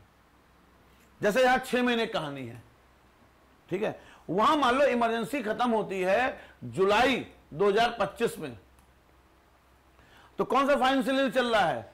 1 अप्रैल 2025 से 31 मार्च 2026। तो अब इसके बीच में खत्म हुई इमरजेंसी, तो पूरे फाइनेंशियल ईयर में ये फाइनेंशियल रिलेशन सेंटर मेंटेन करेगा। यहां 6 महीने का चक्कर नहीं है, लॉ 6 महीने तक ही चलेंगे। अगर जुलाई में इमरजेंसी खत्म हो गई, मान लो 31 जुलाई, तो जुलाई के बाद क्या आएगा? अगस्त, सितंबर, अक्टूबर, नवंबर, दिसंबर, जनवरी, 31 जनवरी को वो लॉ समाप्त हो जाएगा। लेकिन जो फाइनेंशियल रिलेशन है वो फाइनेंशियल रिलेशन उस पूरे फाइनेंशियल ईयर सेंटर मेंटेन कर सकता है। इतना आसान सा है, एक बार दिमाग में रख लोगे तो भूलने वाली चीजें इसमें है नहीं। ठीक है, अब देखो ज्यादा इंपॉर्टेंट क्या है, effect on fundamental rights. Effect on, अब इसे समझ लो, मैं पूछूंगा अभी, 2 मिनट में याद नहीं हुआ, इसे एक बार में समझो। तो देयर आर 2 आर्टिकल्स, ठीक है, which deal with effect of fundamental rights if the emergency is proclaimed on the ground of war, external aggression and armed rebellion। National emergency सब नहीं लिखा है, तो 2 आर्टिकल हैं जो इस चीज को डील कर रहे हैं कि अगर आपातकाल की घोषणा राष्ट्रपति ने युद्ध, बाह्य आक्रमण या सशस्त्र विद्रोह के आधार पर की है, तो एक आर्टिकल है 358 और एक आर्टिकल है 359। ठीक है, मोनी बताओ 358 क्या है? सर आर्टिकल 19 जो ऑटोमेटिकली सस्पेंड हो जाएगा, बट 44 कॉन्स्टिट्यूशनल अमेंडमेंट के बाद इंटरनल डिस्टर्बेंसेस और वॉर के बेसिस पे अगर है तो फिर ऑटोमेटिकली सस्पेंड होगा, और अगर आर्म्ड रिबेलियन के बेसिस पे तो सही है। 359 सर इसमें 20 और 20 सस्पेंड हो जाएंगे। सर लॉ के अब ध्यान से सुनो, ऊपर देखो, सुनो, बहुत ध्यान सुनो, एक बार सुन लो, ठीक है। 358 में क्या है कि when proclamation of emergency is in operation in any part of the territory of India, ठीक। 358 कह रहा है कि आर्टिकल 19A to G, जो 6 राइट्स है आर्टिकल 19 में, they will automatically suspended, no separate presidential order is required. Suspend हो गए, सस्पेंड हो गए, आर्टिकल सस्पेंड हुए। It means if state make a law and you feel that your article 19 is being violated, you can not move to court. Article 19 automatic suspend हो गया, suspend. अब आप अपनी मर्जी से कहीं जाने, स्टेट कह सकता है पंजाब नहीं जाओगे भाई, पंजाब की सीमाएं सील, आपको हाउस अरेस्ट कर देगा, आपके मीडिया पे पाबंदी लगा देगा, बोलने के अधिकार पे पाबंदी लगा देगा, कोई भी जम्मू कश्मीर में जमीन नहीं खरीदेगा, आप ये बिजनेस नहीं कर सकते, फलाना नहीं कर सकते, ढिमाका नहीं कर सकते। आर्टिकल 19 क्लियर है?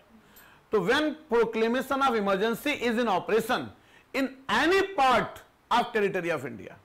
अब मजेदार बात क्या है कि प्रोक्लेमेशन ऑफ इमरजेंसी अलीगंज में अधिकार आपके सस्पेंड हो रहे हैं पूरे भारत में। आप ये नहीं कहोगे कि पंजाब में तो भाई इमरजेंसी लगी नहीं है, तो हम तो बोलेंगे नहीं। क्लियर है? Proclamation of emergency is in operation, ठीक है, आपके जो 19 के राइट हैं they will automatically suspended and no separate presidential order is required. जैसे लगे सस्पेंड हो गया, और जैसे इमरजेंसी रिवोक होगी वो क्या होंगे, ऑटोमेटिकली रिवाइव हो जाएंगे, पूरे भारत में सस्पेंड होंगे, और जब तक नेशनल इमरजेंसी लगी हुई है वो सस्पेंड रहेंगे। क्लियर है? बोलने का अधिकार खत्म, घूमने फिरने का अधिकार खत्म, संघ बनाने का अधिकार खत्म, पॉलिटिकल पार्टी बनाने का अधिकार खत्म। 44वें संविधान संशोधन में 2 चेंज किए गए। पहला चेंज क्या किया गया, देखो, पहला चेंज किया गया कि अगर इमरजेंसी एक्सटर्नल होगी, इसका मतलब वॉर और एक्सटर्नल एग्रेशन, तभी यह सस्पेंड होगा। वार और एक्सटर्नल एग्रेशन तभी सस्पेंड होगा। अगर इंटरनल इमरजेंसी है, आर्म्ड रिवेलियन, तो यह सस्पेंड नहीं होगा। एक चेंज किया गया, कौन से संविधान संशोधन में, 44th में। क्लियर हो गया? इसका मतलब एक्सटर्नल इमरजेंसी के केस में सस्पेंड होगा, इंटरनल इमरजेंसी के केस में सस्पेंड नहीं होगा। दूसरा क्या किया गया कि आप उन लोगों को चैलेंज नहीं कर सकते, मतलब सिंपली कहा गया है कि आपका आर्टिकल 19 वायलेट हो रहा है, आप उसे चैलेंज नहीं कर सकते कोर्ट में, ठीक है, लेकिन इसमें कहा गया आप उन्हीं लॉज को चैलेंज नहीं कर सकते जो इमरजेंसी से जुड़े हुए हैं। अब एक कोर्ट डिसाइड करेगा।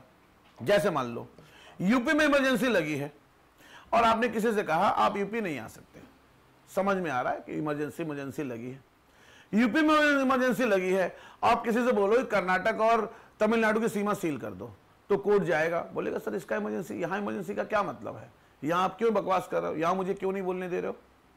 तो ऐसे लॉज वे डायरेक्टली और इनडायरेक्टली, ठीक है, are related to emergency. Emergency है इसलिए मैंने आपका बोलना बंद किया है। जैसे मान लो इमरजेंसी लगी है और सरकार बोल दे कि भाई डेली सोप है बंद, डेली सोप समझते हो, ड्रामा, कहानियां, नाटक, क्योंकि सास भी कभी बहू थी। अब तुम कोर्ट जाओगे, बोले कि इमरजेंसी लगी है प्रभु, मुझे सास भी कभी बहू तो देखने दो, इससे क्या मतलब है।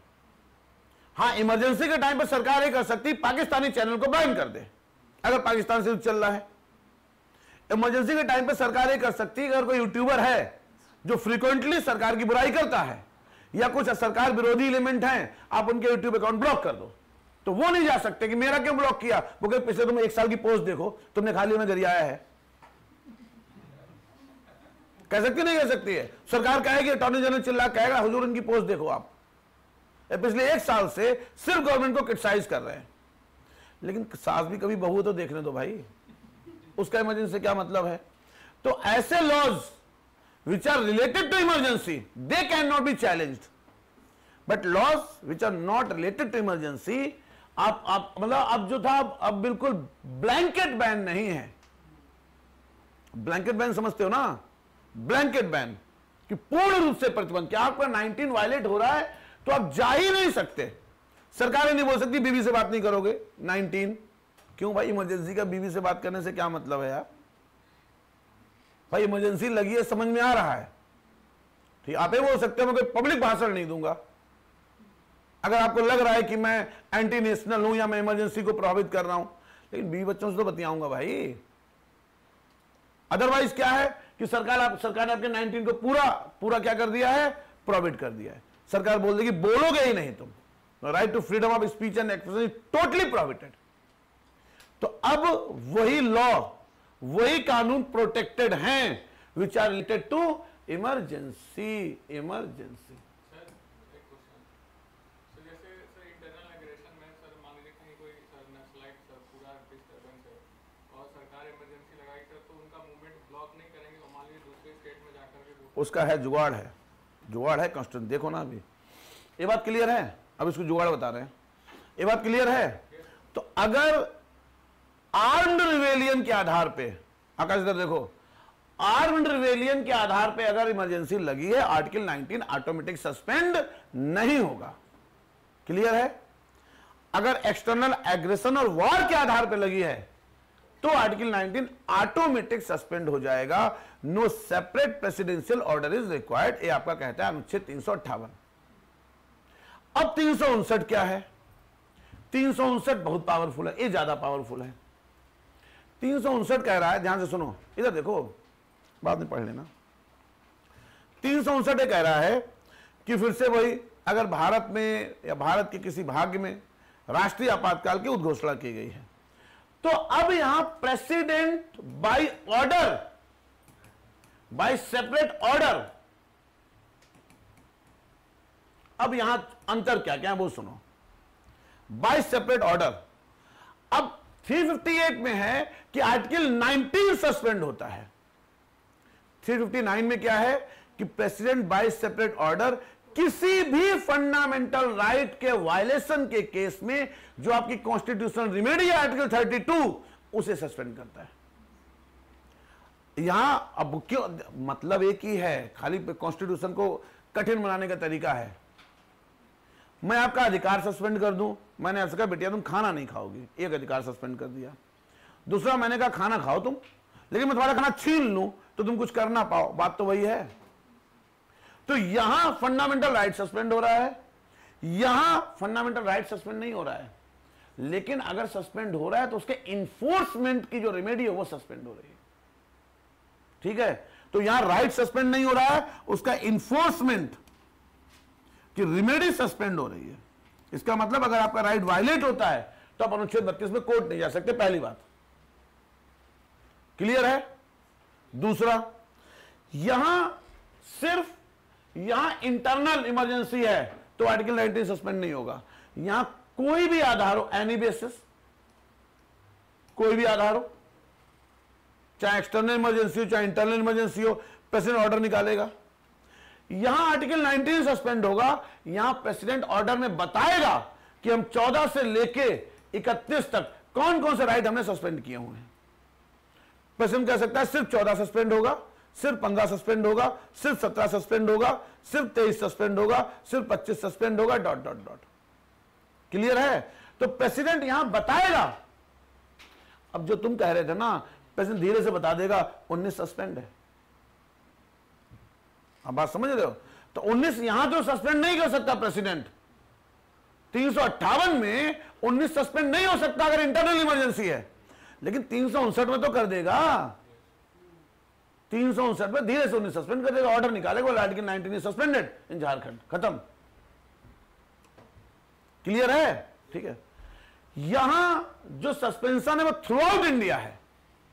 यहां प्रेसिडेंट बताएगा कि कहां कहां सस्पेंड है। टेरिटरी ये भी कह सकता है पूरे भारत में सस्पेंड है, कहेगा नहीं भाई खाली यूपी और बिहार में सस्पेंड है। यहां जब तक नेशनल इमरजेंसी लगी रहेगी, फंडामेंटल राइट आर्टिकल 19 सस्पेंड रहेगा। तो ये बेसिकली कॉन्करेंट होगा with the tenure of emergency. यहां प्रेसिडेंट टाइम बताएगा कि भाई 2 महीने सस्पेंड है, उसके अब नहीं सस्पेंड है, या अभी सस्पेंड है, प्रेसिडेंट कहेगा अब हम इसको क्या कर रहे हैं, वापस ले रहे हैं ऑर्डर को। क्लियर है? ठीक है। तो यहां throughout the tenure of emergency article 19 will remain suspended. यहां president will specify in his order that up to what time article 14 will be suspended at this particular place. Clear है? यहां राष्ट्रपति बताएगा। अब 44वें संविधान संशोधन में एक चेंज किया गया, और वो चेंज क्या किया गया कि ड्यूरिंग इमरजेंसी आल्सो, ठीक है, आप 20 और 21 के इन्फोर्समेंट को सस्पेंड नहीं कर सकते। इसका मतलब 20 वायलेट हो रहा है, 20 वायलेट हो रहा है। धर्मेंद्र 20 में क्या है? डबल जियो पार्टी, ठीक है, नो सेल्फ इंक्रिमिनेशन, रेट्रोस्पेक्टिव। तो आप अगर इनका वायलेशन हो रहा है तो आप कोर्ट जा सकते हो। आर्टिकल 32 सस्पेंड नहीं है, और 21 राइट टू लाइफ, तो आप कोर्ट जा सकते हो। ठीक है। और दूसरा वही कि उन्हीं लॉज के खिलाफ आप कोर्ट नहीं जा सकते हो जो इमरजेंसी से रिलेटेड हैं। अगर प्रेसिडेंट ने 14 सस्पेंड किया है तो 14 में प्रेसिडेंट ने अगर 14 को निगेट करने के लिए कोई लॉ बनाया है तो वो लॉ तभी तक प्रोटेक्टेड है जब तक वो इमरजेंसी से संबंधित है। ठीक है, तभी तक वो लॉ प्रोटेक्टेड है until it is related to emergency. अगर वो इमरजेंसी से रिलेटेड नहीं है तो वो लॉ प्रोटेक्टेड नहीं है। ये दो चीजें ऐड कर दी गई 20 और 21 में। क्लियर है? तो 358 359 बिल्कुल क्लियर होना चाहिए।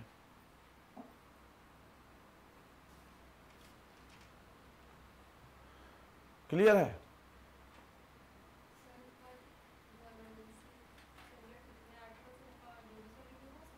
बिल्कुल हो सकता है। अब ये देख लो ना भाई, जब उन्होंने कहा कि प्रेसिडेंट के सेटिस्फैक्शन का हम जुडिशियल रिव्यू कर सकते हैं तो वो हो गया जुडिशियल रिव्यू। यहां श्रीमती गांधी ने हालांकि बार बार ये सब चीजें की हैं, लेकिन अब 44वें संविधान संशोधन के बाद उन्होंने अलाउ किया सबको। 44वें संविधान संशोधन के बाद भाई किसका जुडिशियल रिव्यू आप करोगे कि इमरजेंसी किस आधार पर लगाई गई है, उसका हो सकता है। अब बात हो गई कि लॉ फंडामेंटल राइट का वायलेशन, तो आप इसलिए तो जा ही सकते हो कि this law is not related to emergency. ये कानून आपातकाल से संबंधित नहीं है। जैसे मान लो पाकिस्तान से वार हुआ और पाकिस्तान से वार के आधार पे, ठीक है, हमने क्या किया, नेशनल इमरजेंसी लगा दी वार के आधार पे। अब हम एक ऐसा कानून बना रहे हैं जिसमें हम एक जाति विशेष को कह रहे सरकारी नौकरी में इसी जाति के लोग जाएंगे। अब क्या ये कानून इमरजेंसी से रिलेटेड है? नहीं है, ये थोड़ी प्रोटेक्टेड होगा। यहां आप नहीं कह सकते कि नहीं, कोर्ट वो सरकार ये नहीं कहेगी आर्टिकल 14 सस्पेंड है, इमरजेंसी लगी हुई है, तो तुम तुरंत बोलोगे भैया इमरजेंसी संबंधित नहीं है कानून। हाँ, ऐसा हो सकता है कि अगर इमरजेंसी लगी हो जम्मू कश्मीर में तो सरकार ऐसा कह सकती है कि फिलहाल जम्मू कश्मीर के लोगों को हम पब्लिक इंप्लॉयमेंट नहीं देंगे, उनके साथ आप आर्टिकल 15 वायलेट कर सकते हो।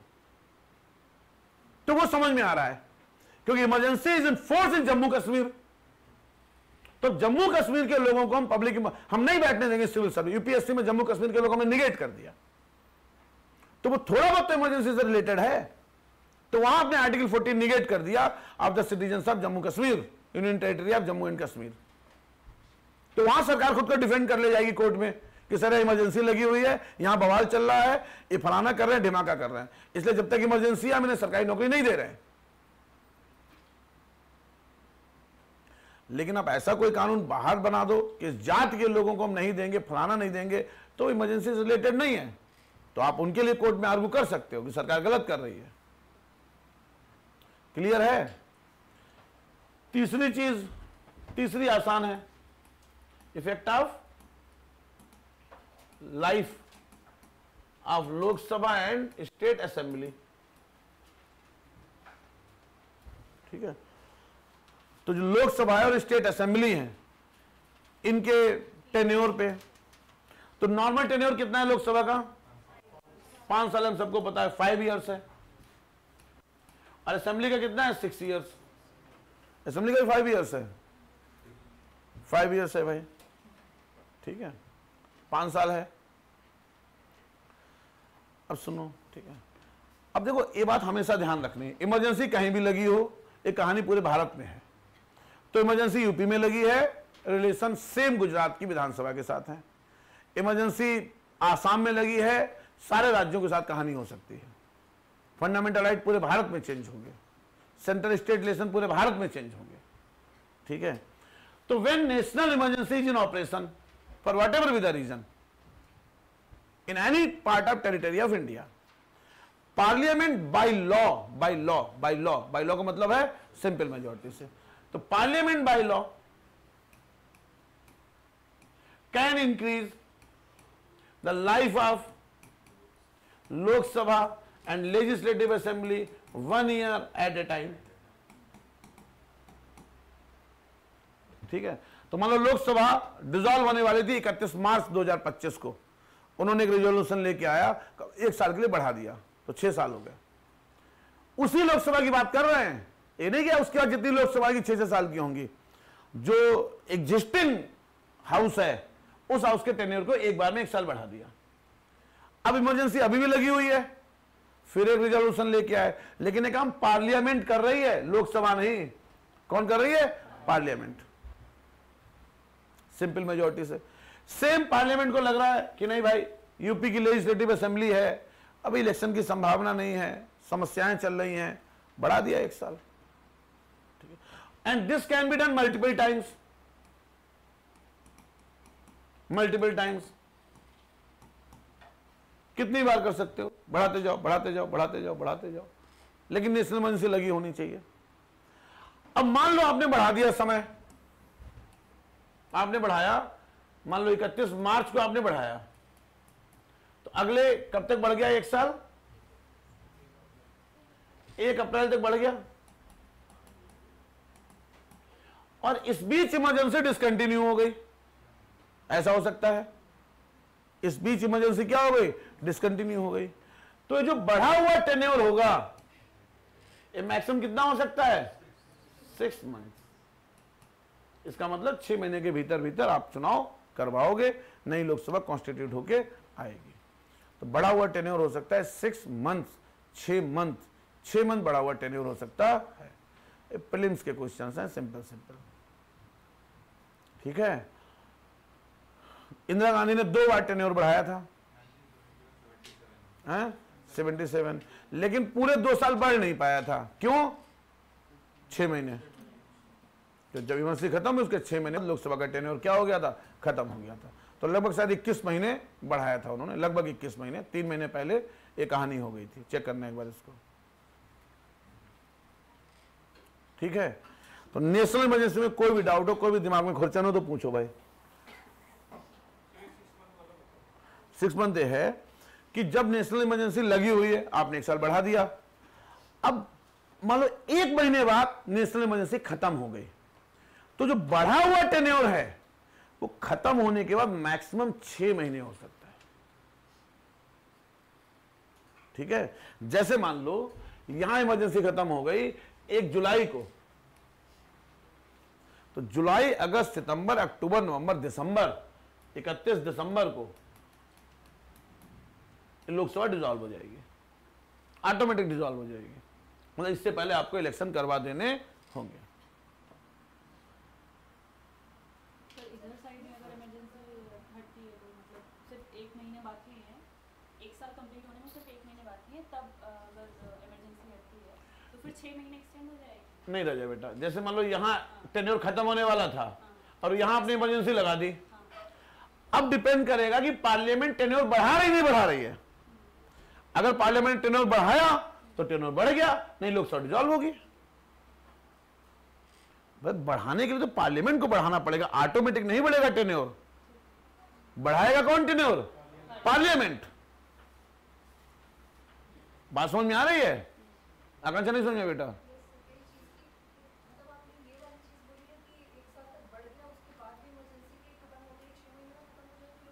हाँ, नहीं नहीं बढ़ा, इधर देखो, इधर देखो भाई, जैसे मान लो इमरजेंसी आपने लगाई, लोकसभा चल रही है, ठीक है, और इमरजेंसी आपने लगाई 1 जनवरी 2025 को, ठीक। लोकसभा डिसॉल्व होने वाली थी 31 मार्च 2025 को। इन नॉर्मल सिचुएशन, ठीक है, 31 मार्च को लोकसभा डिसॉल्व हो जाएगी, नॉर्मल सिचुएशन। अब मान लो आप एक बिल लेके आए और आपने 1 साल टेन्योर इंक्रीज कर दिया लोकसभा का। अब इमरजेंसी लगी हुई है अभी, तो अब लोकसभा का टेन्योर हो गया 31 मार्च 2026 तक हो गया नहीं हो गया? और इस बीच इमरजेंसी यहां समाप्त हो गई, इमरजेंसी समाप्त हो गई। तो अब इमरजेंसी समाप्त होने के बाद जो बढ़ा हुआ टेन्योर है वो मैक्सिमम 6 महीने होगा। अगर उसका पहले से मान लो टेन्योर 3 साल बचा हुआ है तो थोड़ी डिसॉल्व होगी। अगर हमने टेन्योर बढ़ाया है, और बढ़ाएगा भी कौन टेन्योर? पार्लियामेंट।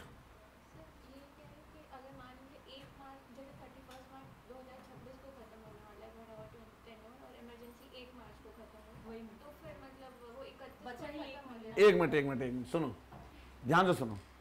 अगर इमरजेंसी खत्म हुई 1 मार्च 2026 को, 2026 को, और बढ़ा हुआ टेन्योर था 31 मार्च 2026 तक का, 1 महीना बचा है। तो या तो पार्लियामेंट इससे पहले 1 साल के लिए और बढ़ा के जाए, नहीं बढ़ा के गई है तो 1 महीने बाद डिसॉल्व हो जाएगी, क्योंकि हमने अप्रूवल तो 31 मार्च तक का ही लिया है।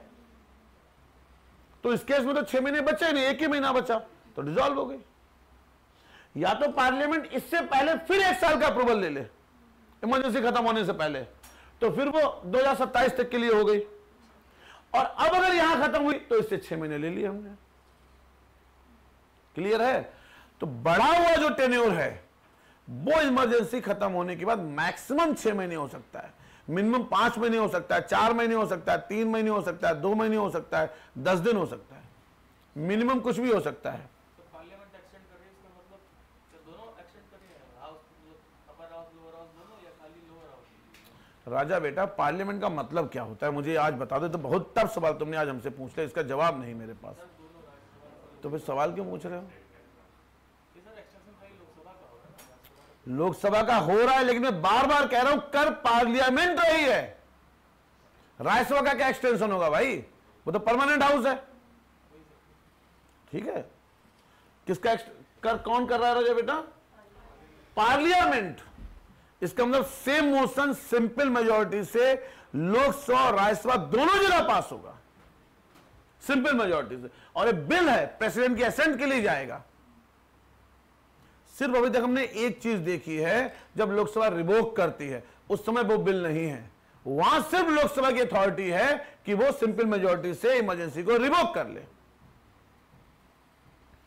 अदरवाइज हमने जो अप्रूवल देखा, लोकसभा राज्यसभा दोनों का अप्रूवल है।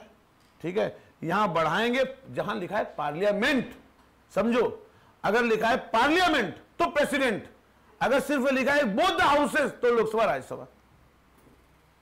लेकिन जहां भी लिखा है कि पार्लियामेंट विल इंक्रीज, तो पार्लियामेंट में इन्वेल्ड है प्रेसिडेंट। और जहां लिखा है कि बोथ द हाउसेस, जैसे अप्रूवल में लिखा है both the houses passes it, तो वहां प्रेसिडेंट के पास नहीं जाएगा, क्योंकि वहां लिखा है कि दोनों सदन इसको पारित कर दें। लेकिन अगर लिखा है कि पार्लियामेंट बढ़ाएगी 1 साल के लिए, तो वह इन्वेल्ड है कि पार्लियामेंट का मतलब है कि प्रेसिडेंट की असेंट हमको चाहिए। तो क्लियर है उसमें क्या है कि पार्लियामेंट का मतलब ही है president and both the houses. और अगर साफ साफ उन्होंने लिखा है कि भाई दोनों हाउस द्वारा पारित कर दिया जाए, तो क्लियर है वहां प्रेसिडेंट की जरूरत नहीं है, सिर्फ दोनों सदन द्वारा पारित किया जाएगा। तो लैंग्वेज आप देखोगे तो लैंग्वेज आपको समझ में आ जाएगा। तो यहां अगर आप लैंग्वेज देखोगे तो पार्लियामेंट लिखा हुआ होगा, ऑब्वियसली ऑर्डिनरी बिल की तरह, अगर बाई लॉ है तो।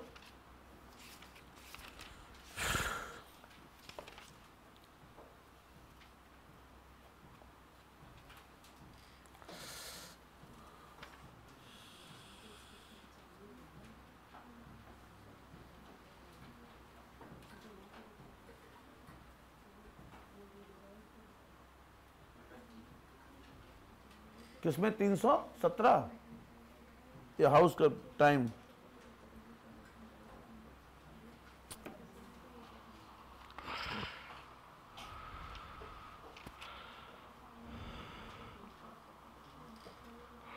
देखो भाई, स्टेट इमरजेंसी, स्टेट इमरजेंसी, इसको 10 मिनट इसको समझ लो। ठीक है, स्टेट इमरजेंसी बहुत आसान है, 10 मिनट लगेंगे। राज्य आपातकाल, हाँ हाँ, तो ध्यान नहीं रहे बेटा।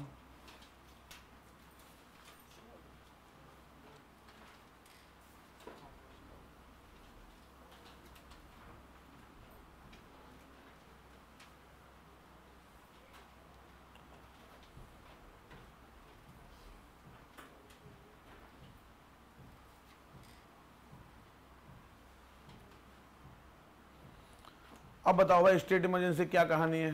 कोई सुना सकता है पूरी कहानी इसी तरीके से? इमरजेंसी, लगाना, हटाना, इफेक्ट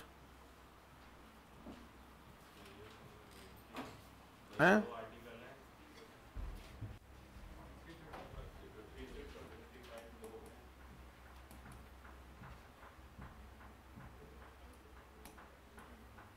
देखो एक तो इसमें अंडर आर्टिकल 355 है, 356 है और 365 है, ठीक है। 355 क्या कह रहा है दलजीत, ऊपर देखो। 355 कह रहा है it is duty of the centre, ठीक है, ड्यूटी है कि आप स्टेट को प्रोटेक्ट करोगे एक्सटर्नल एग्रेशन से। तो अगर मेरा कुछ कर्तव्य है, अगर मेरा कर्तव्य है तुम्हें पढ़ाना और तुम नहीं पढ़े तो चांटा भी पढ़ सकता है, फिर वही कहानी यहां है। अगर मेरा कर्तव्य है तुम्हें प्रोटेक्ट करना और तुम शैतानी दे रहे हो, कॉन्स्टिट्यूशन हिसाब से काम नहीं कर रहे हो, तो हम स्टेट इमरजेंसी लगा सकते हैं। तो पढ़ो एक बार 355। Duty, it shall be duty of the union to protect every state against external aggression and internal disturbance and to ensure that.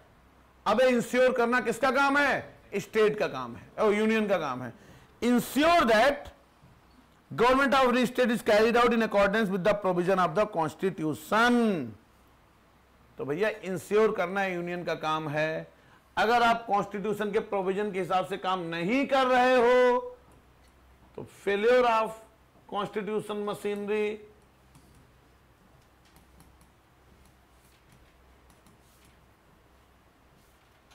दूसरा 365 में लिखा है कि अगर सेंटर आपको कोई डायरेक्शन देता है और वो डायरेक्शन आप नहीं मान रहे हो तो माना जाएगा कि फेलियर ऑफ कॉन्स्टिट्यूशनल मशीनरी है। तो दो ही ग्राउंड है, ठीक है। या तो 356 में खुद में ग्राउंड लिखा हुआ है, 356 में इफ प्रेसिडेंट को लगे कि भाई जो है government in accordance with the provision of constitution नहीं चल रही है, ठीक है।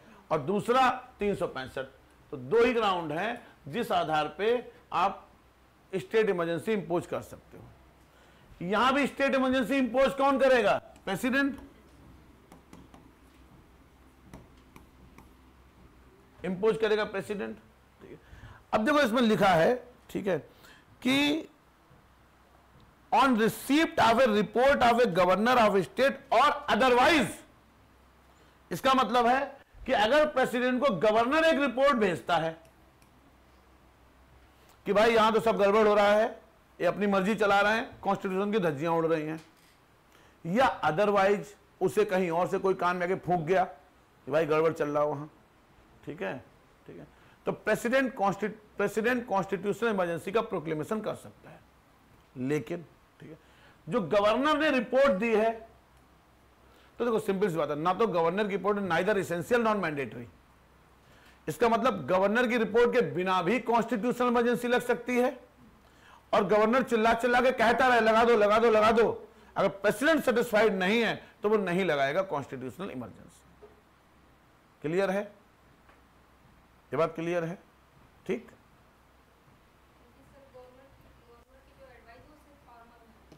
नहीं, फॉर्मल है लेकिन बाइंडिंग नहीं है, बाइंडिंग नहीं प्रेसिडेंट को। प्रेसिडेंट एडवाइस के बाद भी ऐसा हो सकता है इमरजेंसी इंपोज ना करे।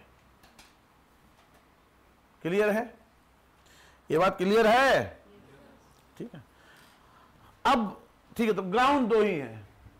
अब अगर हम पार्लियामेंट्री अप्रूवल की बात करें, इसको भी अप्रूवल चाहिए, इसको भी अप्रूवल चाहिए। अब इसका अप्रूवल आसान है। क्या अप्रूवल है? 2 महीने के अंदर अंदर। तो यहां क्या है?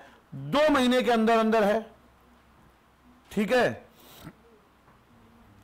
2 महीने के अंदर है। 2 महीने, 2 मंथ्स, सिंपल मेजॉरिटी। एक बार में कितने महीने के लिए लगेगी? 6 मंथ्स के लिए।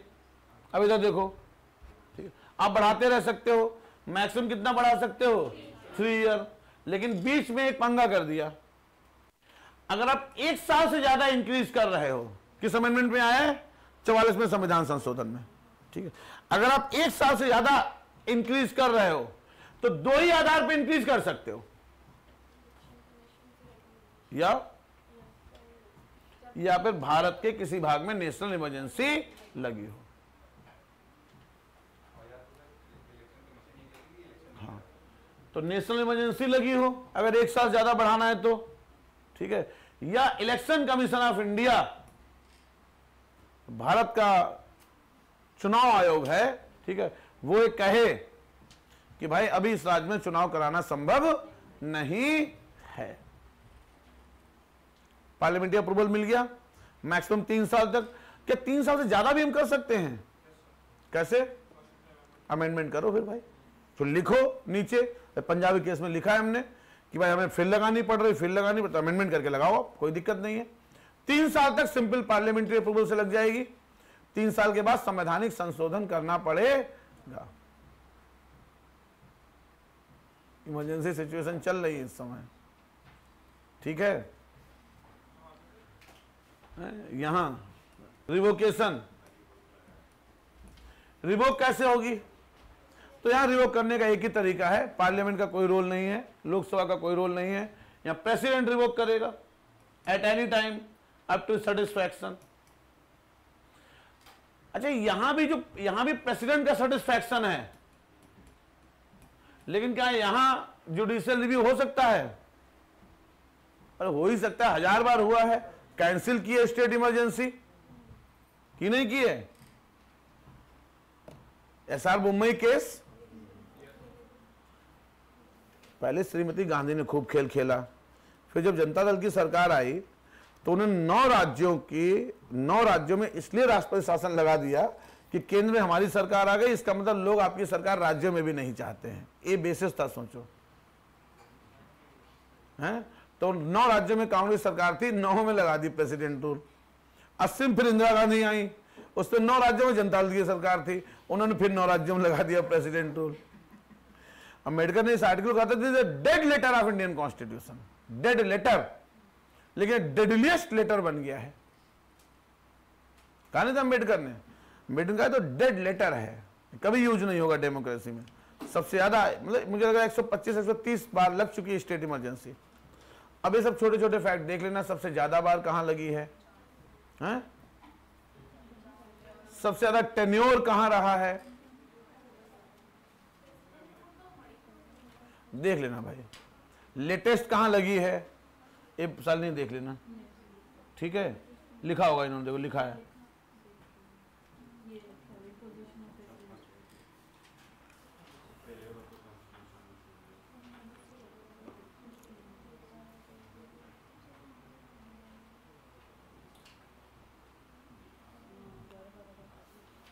अब देखो ध्यान सुनो,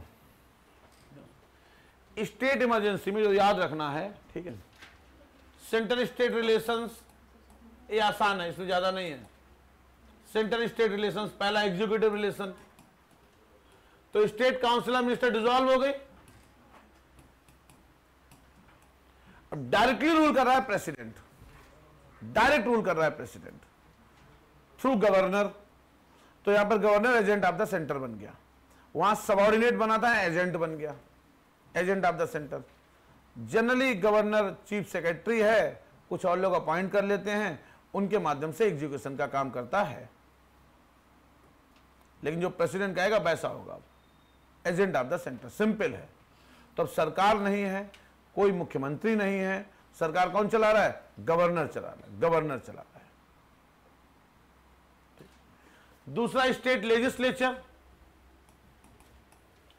अब जनरली क्या होता है, जब इमरजेंसी प्रेसिडेंट प्रोक्लेम करता है, ठीक है, तो उसमें state legislature in general suspend किया जाता है, सस्पेंड।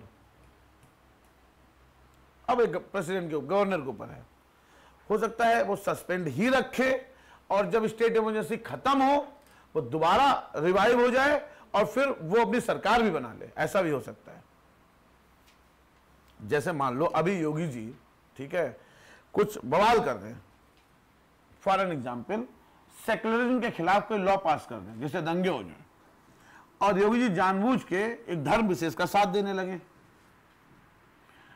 अब कोर्ट ने कहा सेक्युलरिज्म बेसिक फीचर है, अगर आप सेक्युलरिज्म को प्रोटेक्ट नहीं कर पा रहे हो तो it amounts to breakdown of constitutional machinery and it might be a valid ground to impose president rule in India. In UP president rule impose कर दिया, 2-4 महीने रहा, 6 महीने रहा।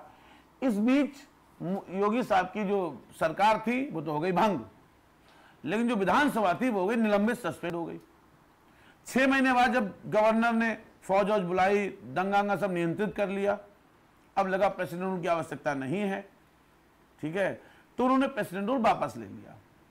वापस लिया तो अगर असेंबली सस्पेंड थी वो रिवोक हो गई। अब गवर्नर फिर ऑप्शन देखेगा क्या कोई सरकार बना सकता है। योगी साहब का बहुमत था, उन्होंने फिर से सरकार बना ली। But it is quite possible कि इस बीच आप डिसॉल्व कर दो, डिसॉल्व कर दो।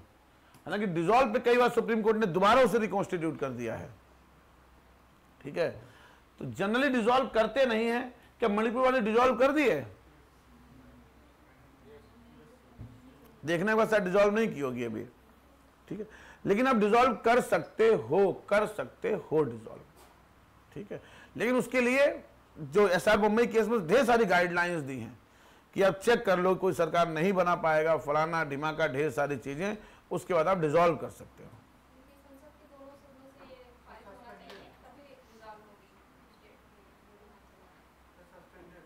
हाँ, अभी सस्पेंडेड डिसॉल्व नहीं की होगी। एक मिनट देखना जा बेटा।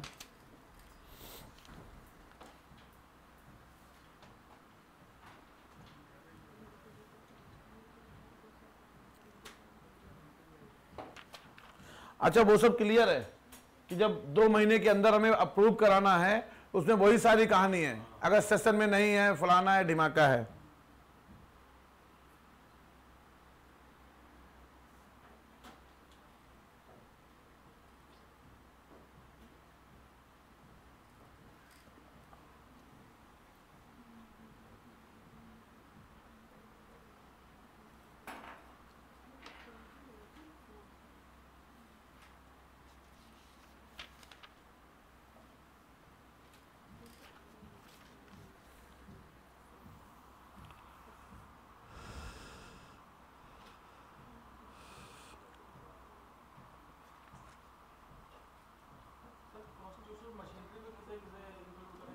पूरा कॉन्स्टिट्यूशन, गवर्नर सही से काम नहीं कर रहा है, चीफ मिनिस्टर सही से काम नहीं कर रहा है, कुछ उल्टा सीधा काम कर रहे हो, जो बेसिक फीचर है उनको डिस्ट्रॉय कर रहे हो। राम मंदिर गिरा दिया, वो कौन सा बाबरी मस्जिद तोड़ दी, उनको सेकुलरिज्म के अगेंस्ट है, ठीक है। अब उल्टे सीधे कानून बना रहे हो, दंगा फैल रहा है, तो सब कॉन्स्टिट्यूशन की जो बेसिक है उसके अगेंस्ट आप संविधान के अनुसार काम नहीं कर रहे हो।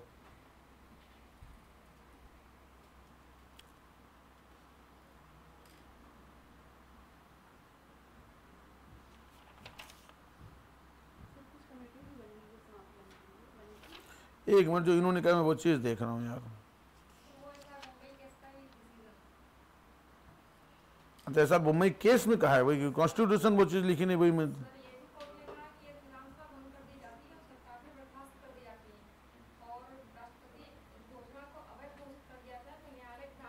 हाँ, वो तो अलग है। मान लो अगर सरकार भंग हो गई, ठीक है, लेजिस्लेचर डिसॉल्व हो गया और फाइनली कोर्ट कहता है कि जो इमरजेंसी लगाई वो गलत है, तब तो ऑटोमेटिकली रिवाइव हो ही जाएगी भाई, वो तो नल एंड वाइड हो गया ना, तब तो रिवाइव हो ही जाएगा। ऐसा कई बार हुआ है, ऐसा कई बार हुआ है।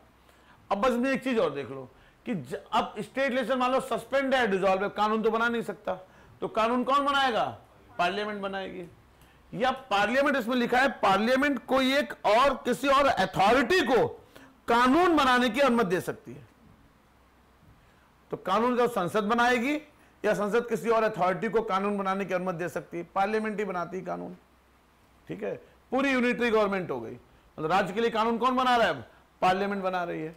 अब इसमें सिर्फ इतना ध्यान रखना है कि अगर कोई कानून बनाया है पार्लियामेंट ने ड्यूरिंग स्टेट इमरजेंसी, ठीक है, अब स्टेट इमरजेंसी खत्म हो गई तो कानून खत्म नहीं होगा 6 महीने बाद, 8 महीने बाद, वो कानून लागू रहेगा। अगर बाद में स्टेट गवर्नमेंट आती है, लेजिस्लेचर आता है, तो अगर वो चाहे तो उस कानून को बाद में रिपील कर सकता है। ये बेसिक अंतर है जो मैं वहां पे बता रहा था। तो वहां कानून 6 महीने बाद समाप्त हो जाएगा। अगर स्टेट लेजिस्लेचर उसे एक्सटेंड करना चाहती है तो अप्रूव करना पड़ेगा, यहां कानून कंटिन्यू रहेगा। और अगर स्टेट गवर्नमेंट, ठीक है भाई,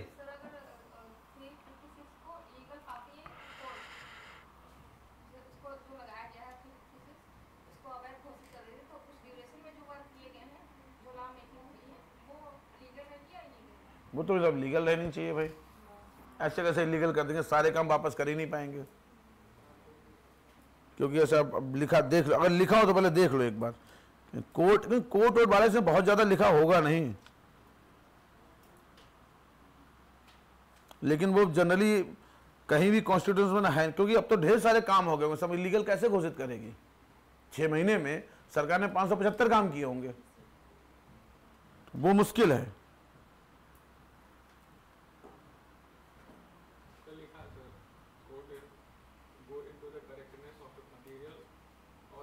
वो तो ये लिखा है कि जब चेक करेगा तो वो करेक्टनेस ऑफ मटेरियल नहीं देखेगा, एसआर मुंबई में कहा है, दूसरा जो लिखा है वो देखेगा।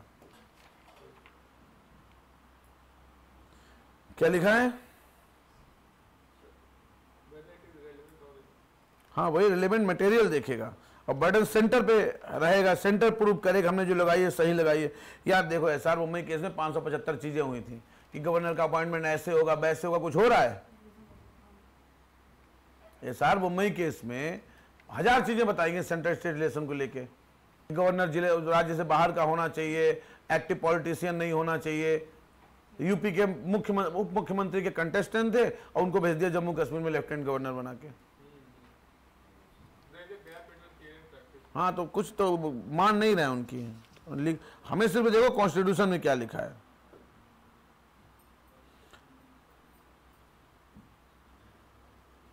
ठीक है, यही इतनी चीजें, इसमें बहुत ज्यादा चीजें हैं नहीं भाई स्टेट इमरजेंसी में। ठीक है, स्टेट इमरजेंसी में बहुत ज्यादा चीजें नहीं। अच्छा, फंडामेंटल राइट कैसे चेंज होंगे स्टेट इमरजेंसी में? फंडामेंटल राइट्स पे कोई प्रभाव नहीं पड़ता है। तो फंडामेंटल राइट्स पे प्रभाव पड़ता है सिर्फ नेशनल इमरजेंसी में, राष्ट्रीय आपातकाल में। राज्य आपातकाल में कोई चेंज, फाइनेंशियल इमरजेंसी में कोई चेंज फंडामेंटल राइट्स पे नहीं पड़ता है। अच्छा, एक चीज और, तीनों इमरजेंसी में जुडिशरी पे कोई प्रभाव नहीं पड़ता है, whether it is national emergency, state emergency और फाइनेंशियल इमरजेंसी। हाँ, फाइनेंशियल इमरजेंसी के टाइम पे सुप्रीम कोर्ट, हाई कोर्ट के जजेस की सैलरी कम कर सकते हैं, अदरवाइज जुडिशरी के ज्यूरिसडिक्शन पे कोई प्रभाव नहीं पड़ता है।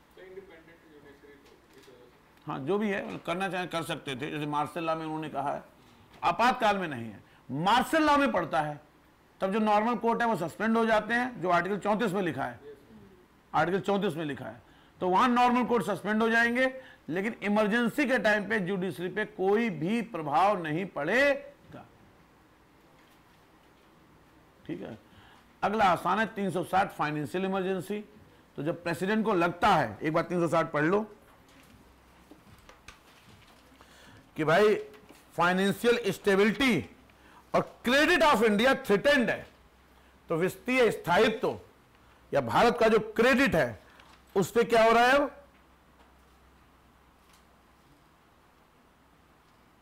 खतरा है, साख को खतरा है, भारत की वित्तीय साख को खतरा है कि हमने भारत ने पैसा लिया नहीं चुका पा रहे हैं। वित्तीय, तो 2 शब्द लिखे, ध्यान रखना है। ये शब्द मान लो, समझ रहे हो, पूछ लेंगे किस आधार पे लगेगी। तो financial emergency,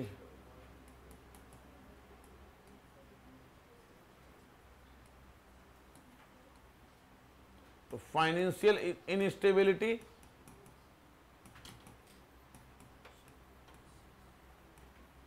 and credit of India, इन दोनों पे खतरा है। ठीक है, तो कौन इंपोज करेगा? President. Satisfaction of president is required. ठीक है, उसके बाद 2 महीने का समय है, सिंपल मेजॉरिटी से पास होगा। 2 महीने का समय है, ठीक है, सिंपल मेजॉरिटी से क्या होगा? पास होगा।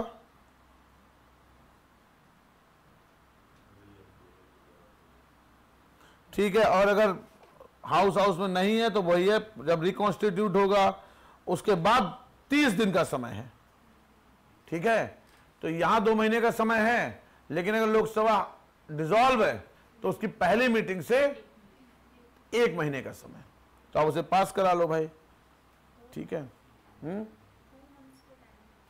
नहीं, उसके बाद 1 ही महीने का समय है रिकॉन्स्टिट्यूशन के बाद।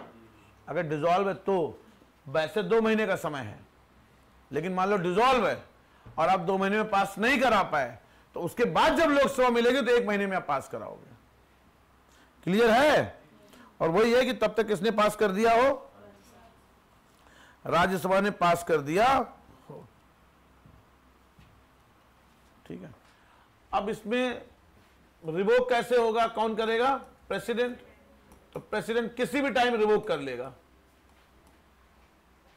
सेंटर स्टेट रिलेशन कैसे चेंज होंगे? दो ही चीजें हैं, ठीक है। अब राज्य को किसी भी फाइनेंशियल मैटर में आप डायरेक्शन दे सकते हो, ठीक है, कि पैसा मत खर्च करो, नए कपड़े मत खरीदो, ठीक है, खाना एक टाइम खा लो, जो भी फाइनेंशियल मैटर्स है, ठीक है। सेंटर क्या कर सकता है? स्टेट को एग्जीक्यूटिव डायरेक्शन दे सकता है। बाकी जो सैलरी वगैरह है, ठीक है, any class of persons, even president की सैलरी कम हो सकती है, वाइस प्रेसिडेंट की सैलरी कम हो सकती है, मिनिस्टर्स की सैलरी कम हो सकती है, आईएएस ऑफिसर, जो भी हैं सबकी सैलरी 30% कम कर देंगे भाई, इतना पैसा नहीं दे पाएंगे। सुप्रीम कोर्ट के जजेस की सैलरी कम हो सकती है, तो मतलब जो भी करना चाहें तब। हाँ, नहीं परसेंटेज नहीं दिया हुआ है यार, बता रहे हैं लिखे ले रहे हो तुम लोग, हद है। वो तो एग्जाम्पल है, 30%, 40%, ठीक है। नहीं किया गया, तो अभी तक नहीं लगी फाइनेंशियल इमरजेंसी, हैं? हाँ, तो अभी तक फाइनेंशियल इमरजेंसी लगी नहीं भाई। क्या चाहिए बेटा? लेकिन इमरजेंसी नहीं थी, वो तो एग्जीक्यूटिव ऑर्डर से काट ली, जाओ कोर्ट। इसमें बहुत ज्यादा है नहीं लिखा है, सर्विंग जज of supreme court, high court, ये लिख दिया इन्होंने। सैलरी कम कर सकते हो, कह रहे अगर कोई मनी बिल स्टेट ने पास किया है तो फाइनेंशियल इमरजेंसी में मैंडेटरी हो जाएगा, प्रेसिडेंट के पास जाएगा। अदरवाइज मनी बिल गवर्नर की मर्जी है, वो भेजे या ना भेजे प्रेसिडेंट के पास। यहां मैंडेटरी हो जाएगा कि सारे मनी बिल गवर्नर किसके पास भेजेगा? प्रेसिडेंट के पास भेजेगा, ठीक है।